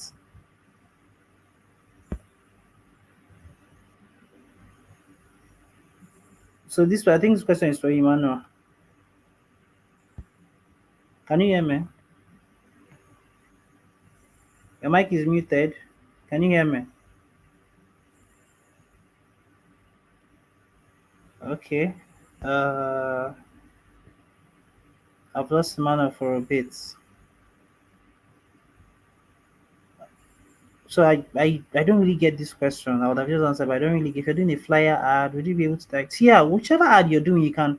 The place where your flyer appears and the place where your link to your WhatsApp or your landing page appears are different now. So your flyer is up there as part of your creative, and then the link to your WhatsApp or whatever is underneath it. So that's not a problem. In running the Facebook ad, how does a newbie beat competition and scale up? Okay, so I've addressed this a couple of times, and I think Emmanuel mentioned this at the beginning. As a newbie, when you see, you know, people being where you want to be, I think when Mr. Twain sent some of the emails he sent, he mentioned this promoting these events. When you see where people are, okay, I want to be like this guy. I want to be this guy. It's just like if you're making music in America, if you're making country music, you move to Nashville, Tennessee. That's where they make country music. That's like the biggest, of the best country singers, the best producers are. If you're making hip hop, you move to like New York, California, Atlanta, places like that. In Nigeria, if you want to take your thing to the next level, you move to Lagos, maybe you move to Abuja and places like that. So if you see, in fact, it's not even about if you see. I mean, you're a newbie, you want to start running ads, you want to beat out the competition, you don't have a lot of money. So what do? You look at what the big affiliates, the bigger dogs, the sharks, what they are doing, and then you try to model what they are doing. Now, I did not say copy, I said model. Now, how do you see what they are doing? You have Facebook ad library. You go to Facebook ad library, you can type some of these people's names in there. Of course, some of their Facebook pages might not carry their name, but you can just try. If you see, if you stumble on an ad from them, you can save it. You can screen record it, you can replay it, you can even like maybe get a transcript of the ad and study it. Okay, how does the ad flow? What is this person saying here? What are they saying here? Stuff like that. You can use Vital. Vital is it's to show you ads that are running on YouTube and see, okay, what are these guys? Which ads are they running on YouTube? How do they sound? What are they saying? How are they positioning? What kind of testimonials are they using? How are they positioning this thing? You can use Ad Spy. I mean, some of these tools are paid for, some of them are free. Facebook Ad Library is free. Um, Vital. Vital is there's a free version and there's a premium version. So these are things that you can use. You can go to TikTok, go to the search button, type affiliate marketing, type relevance over within the last 3 months or thereabouts. Of course, you're going to see affiliate marketing people who are in talking about affiliate marketing their videos in other climes like in the US, in the UK, and all of that. But it's going to give you a picture, an idea of how people respond, an idea of how these people write their creatives, how they make their creatives, how they write their copy, how they position their messages. It's going to give you an idea of the kind of hooks that they use and which hooks are relevant nowadays. Do you understand? So these are like things that you can do for you to be able to, hustle up and beat the competition. And talking about beating the competition, there are tons of people that are on Facebook, tons of people that are on YouTube. I remember this guy who he wanted to start making energy drinks. So he got into the energy drink space and he said, see, I'm not trying to be the next Red Bull. I'm not trying to be the next Monster. This is like an industry that is worth billions of dollars. I just want to get a 1% market share. And 1% market share, I think only 1% market share for that guy, I think it was like $100 million a year or thereabouts. So if you're doing 1% market share, as if you're getting 1% market share of like the total number of people who are interested in affiliate markets in Nigeria, you're making insane money. So the idea is not even just about beating the competition or whatever. The idea is about being the best you possibly can be. So that's that. Okay, Uche, I'm still here with you. Sorry. I was calling you out the other time, but I wasn't getting any feedback. Like I said, I can't really hear you very well, so I'm just like following like the screen, but it's fine because I just switched to my phone, so that's it. Well, you can just go on. Can you hear me I'll now? try to. Yeah, I can hear you, but yeah, Okay, this person is asking, is there a particular format for writing to Facebook to allow you opening a page? I know I think maybe no, there's no format. It's just write them normally, but now just for you to be faster, have a screenshot of what you're complaining about, and then send to them. Right now, the only time you kind of need to use like a particular format, maybe you are writing them to get your ad account unrestricted. Yeah, and in that case, there's not like there's a format here, but just that just first of all, you know, don't try to argue. Just tell them that okay, you find out that your ad account has been restricted, and then that it was not intentional. So first of all, made them understand that it was not intentional. Now also tell them that because of what happened, you have gone ahead to go like kind of revisit the Facebook ad policy page, and you've like gone and you read about the ad policy again, just to like refresh your memory on the policies, and then you now see that okay, that you have kind of understand that okay, your ad was violated because maybe it was your account was restricted because you violated a policy, and then you're going to assure them that you will never you're going to try as much as possible not to violate that policy again. And then so that's just like first admit, secondly explain the problem, then also thirdly then give them reasons like give them reasons why you're so sure that you're never going to do that same mistake again. Now, in the case where your account was restricted, because sometimes the bot just restrict your account. Sometimes it could just be like a bot error, or maybe the bot is kind of sensing something which is not. So at that point, you write them and tell them directly that you notice that your ad account was restricted, and then you just checked your ad account again, your ad again, and find out that your ads are in line with their policy, that you have not violated the policy in any way. So if you maybe it must have been a mistake, and you are reaching out so that they can help you check,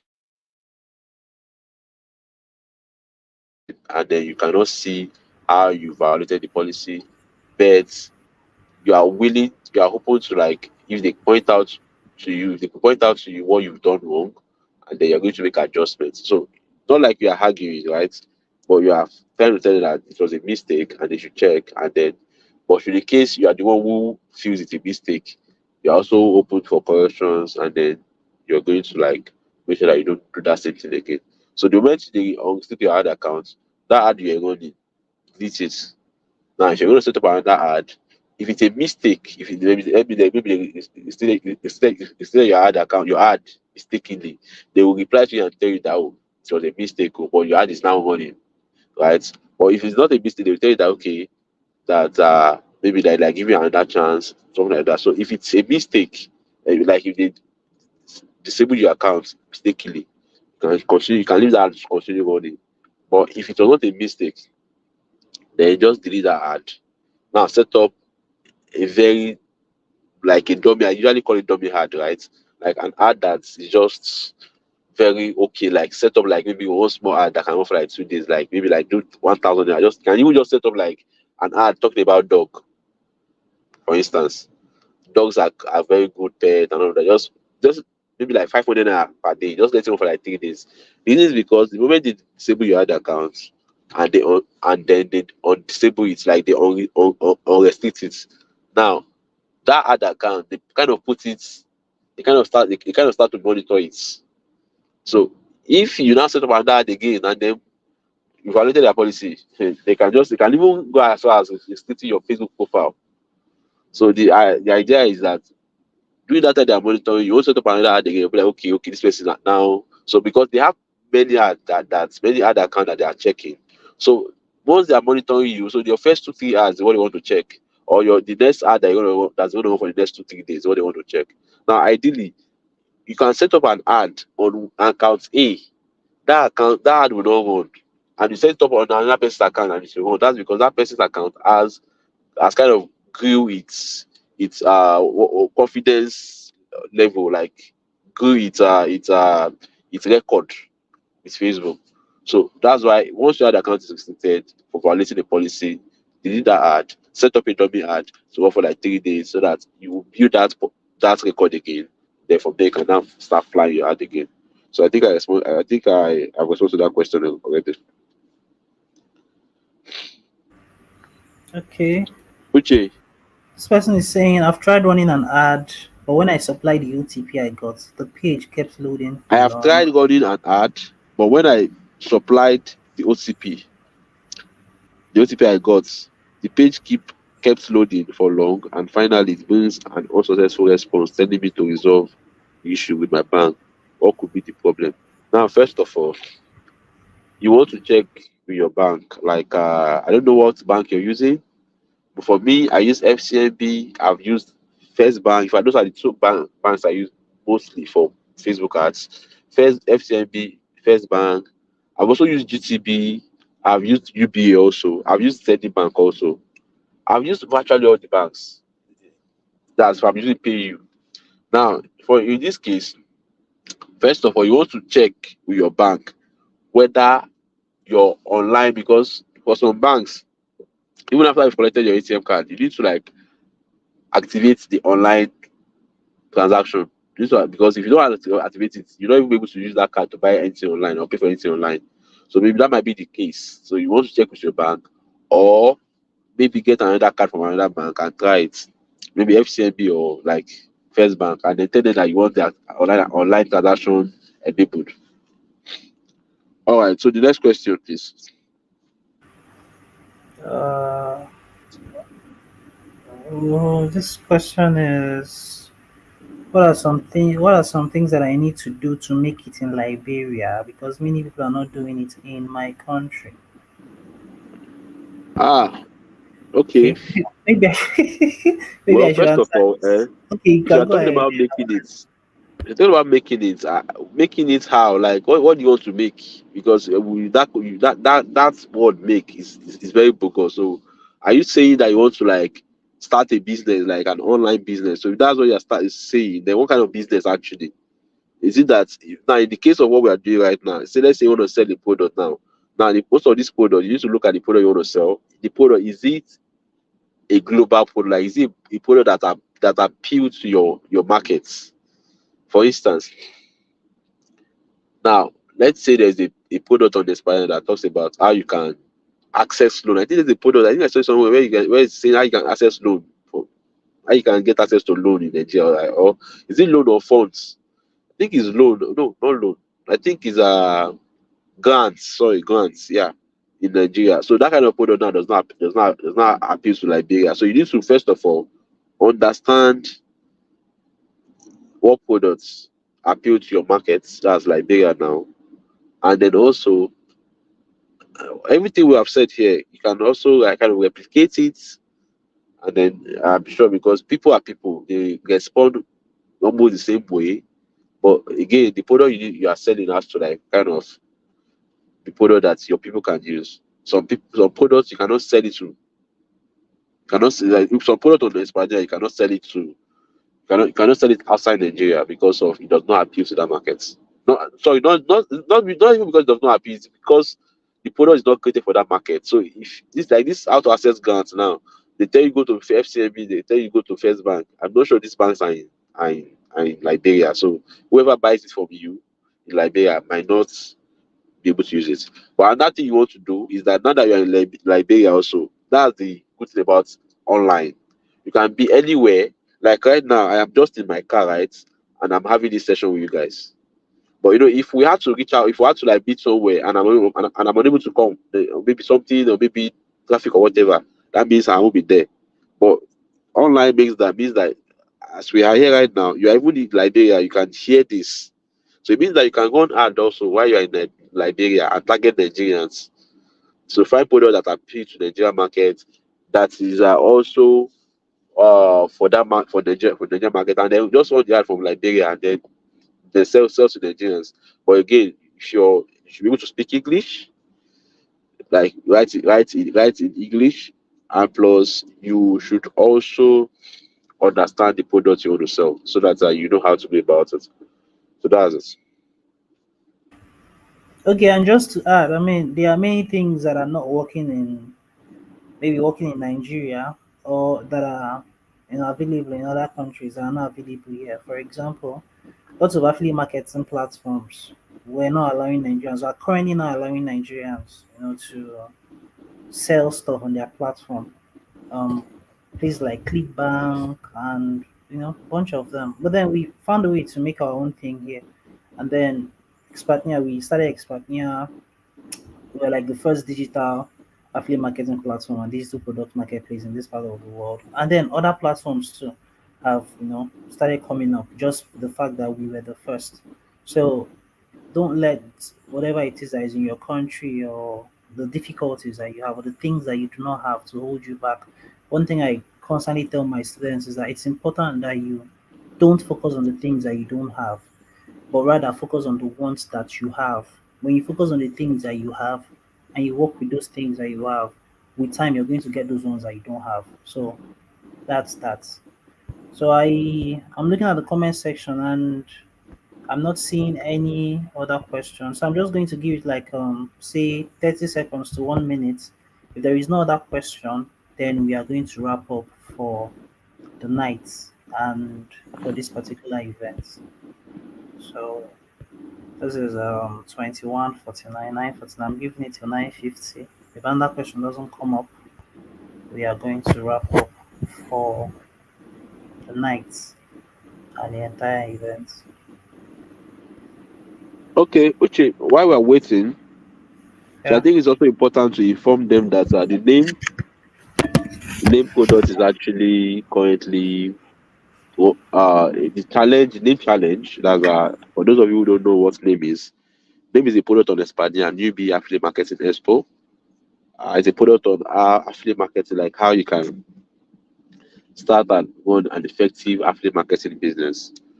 And when you buy this product, you can also become an affiliate. You can also sell this product and you can get 75% commission. Now, uh, for those of us who are already promoting them, now the product is going to increase to 30,000 by end of this month, which is right. Yes, no, not 30th, but from the 1st of October. Sorry, 1st of October. Sorry, 1st of October. So what that means is that this is an opportunity to use that as a means of marketing. So if you have if you have leads that you maybe on Facebook, maybe sorry on this on WhatsApp or your email, you want to start writing them and telling them that the price of this product is going up to 30,000. If you want to buy it now, you understand now, so that in case of sort of urgency, so that they know that, oh, if they buy now, they are saving 5k. If they delay for that, they are going to be adding. They are going to be needing an extra 5k to buy the same product, and this also is going to kind of help your sales, because at that point you're creating urgency. Now the product is going to go to 30,000. Now your commission still remains 70%. Yeah. So it means that because I think somebody asked this question in my DM the other time, saying that if the product increases, is our commission increasing? Yeah. If once the product increase, your commission will still remain the percentage it is. So it is that percentage by the new price. That's what you're getting. So yeah. All right. So there's no question, right? Okay, this person is saying this pixel of a thing. Is it by creating a website or what? Okay. There's a ah well, Pixel. It's called Facebook Pixel. So this is like a tool that is on Facebook that you're going to get. So you're going to set it up on Facebook and then get some codes and install that code on your website. So what that does is that you're giving Facebook an opportunity to be able to track traffic on your website. So that means once because your website is your website. So Facebook don't have full access in terms of trying to track and know how people are responding on your website. So what they do, so the pixel, once you install it on your website, so Facebook now has an opportunity to track, and so if they send 50 people to your website from your ad now. So out of those 50 people that came to your website, now how many people responded? Now what people who responded safe? So that's what the tracking does. So you're going to get it from Facebook and then install it on your website. And so that's what you use to track. And then it's kind of that kind of helps to improve your conversion, like your results, what you're trying to get. So that's what Pixel is. So there's a course, I have a course on Espana. It's called Facebook Affiliate Marketing. Sorry, Jai. Facebook made easy. Facebook ad made easy. So you can check it out and buy it. If you're an affiliate, you can if you're an affiliate, you can buy it and then keep a commission of 50%. If you are a name subscriber, you can buy it and keep a commission of 80%. So just I think that I spoke about installing pixels, so that should help you. Now, so it doesn't look like I'm just trying to promote my course here. No, I'm not. The reason is because Facebook is very bored. If we're going to say let's sit down and then have a Facebook class today, we're probably going to spend very least 4 hours. 4 hours, and that 4 hours, I will still even be, I will still even be able to cover everything.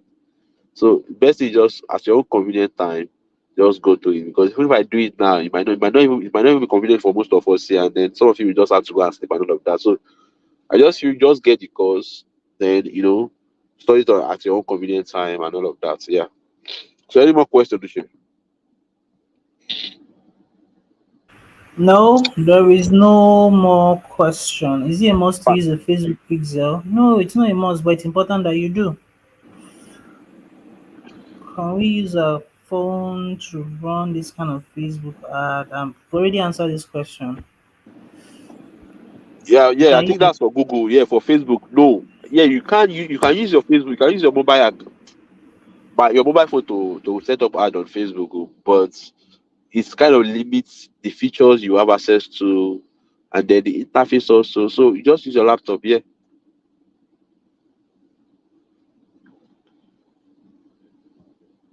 So yeah, Okay. I think that's Okay. all. So before we go, okay, sorry, you're supposed to be the one moderating, but I'm just coming in. So before we go, if you really enjoyed this session, if you have been able to gain knowledge or gain anything from this session since you started yesterday, now I want you to do something for me, please. I want you to take a screenshot of this and give us a shout out on social media, on Facebook, on Instagram, on Twitter, on TikTok. Now, why am I saying so? This is how we can get feedback and know whether we we're going to continue doing this, because the idea is to say that okay, you guys are making money, because when you make money also somehow we also will be happy, because when you sell product on Espana, we get to keep a certain commission, which is just 10% just for the platform. So it's in our own best interests. So because a lot of people will be like, why are we doing all of these things? It's our own best interest to say that you guys are making money, because as you're making money, we say we are seeing small, 1 naira, 2 naira. So it's a win-win situation. You make money, we make money, the vendor make money also. That's why we're willing to do all of this. Now, so how do we do this? Why are we doing this? It's because we want you guys to make money. Now, are we sure this is enough? Are we sure if this is even helping you guys? Yeah. So how do we get to know that? Is by you giving us feedback. Now, the feedback, go on Twitter, take a screenshot of this, just tell us what you learned. Go on Instagram, do the same thing. Tag Espania. We're going to retweet it. Then we're going to collect all these feedbacks. If there's anything you think we can talk about, maybe in the future, someone you think we can come or bring up to the stage, or it's something you feel we can cover up, or sorry, cover on, just tell us so that we can have all this feedback, and then we can work on it, so that next time when we're looking for how to improve or help you guys improve your business, then we'll know, okay, this is what you guys need, this is how we can help you guys. So please, right now, just please just take out like the next 2 minutes and do that. On Twitter, our handle is at Twitter. Sorry, our handle is at Espadnia. And then on Instagram, our handle is at Espadnia underscore, right? Which is Yeah, same on TikTok, so yeah. So on Twitter, it's just at Espadnia. Espadnia is ESPERTNAIRE. ESPERTNAIRE.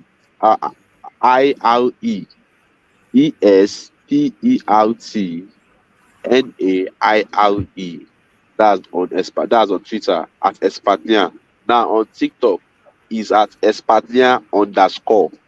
On Instagram also is at Espatnia underscore. So take a screenshot, tell us what you get from this class, and tell us how we can what you feel we can do this time, like more like what like people you want us to bring up this time, or what you want us to cover on next time. So please do that before we just leave.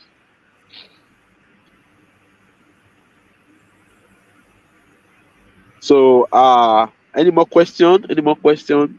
So okay. we are going to end this class in 1 minute. Asking, So please just asking how much is it to register on Expertnia?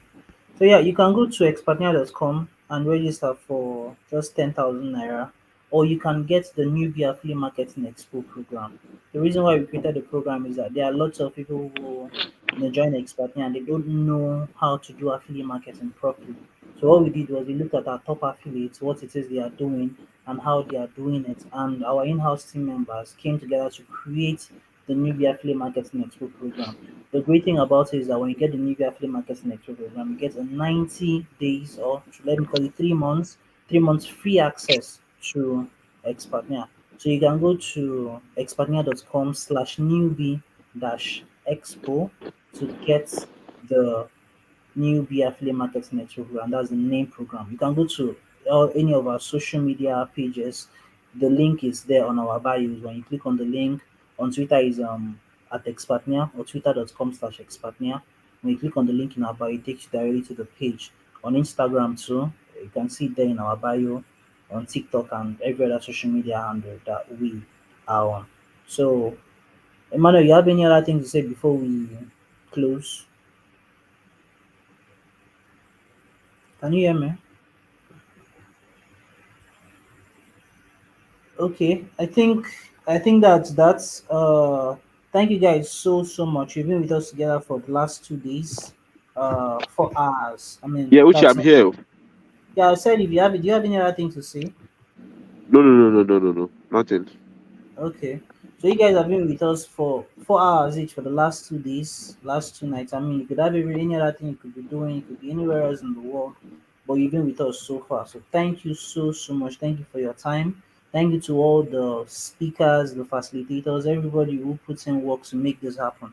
And to you guys, our audience, our affiliates. I mean, if you're not here, we can't be speaking to clean air. We can't just be, we can't be speaking to the ether. So thank you so much for making yourself available. Thank you for the questions that you asked, because if you didn't ask questions, there won't be opportunities for us to get to learn more. Thank you guys. Thank you for attending the Affiliate Marketing Mastery Bootcamp. And we hope we can do more of these in future. I hope you have a wonderful week ahead. I hope you have a wonderful end of the month ahead. Have fun. Good night. Good night.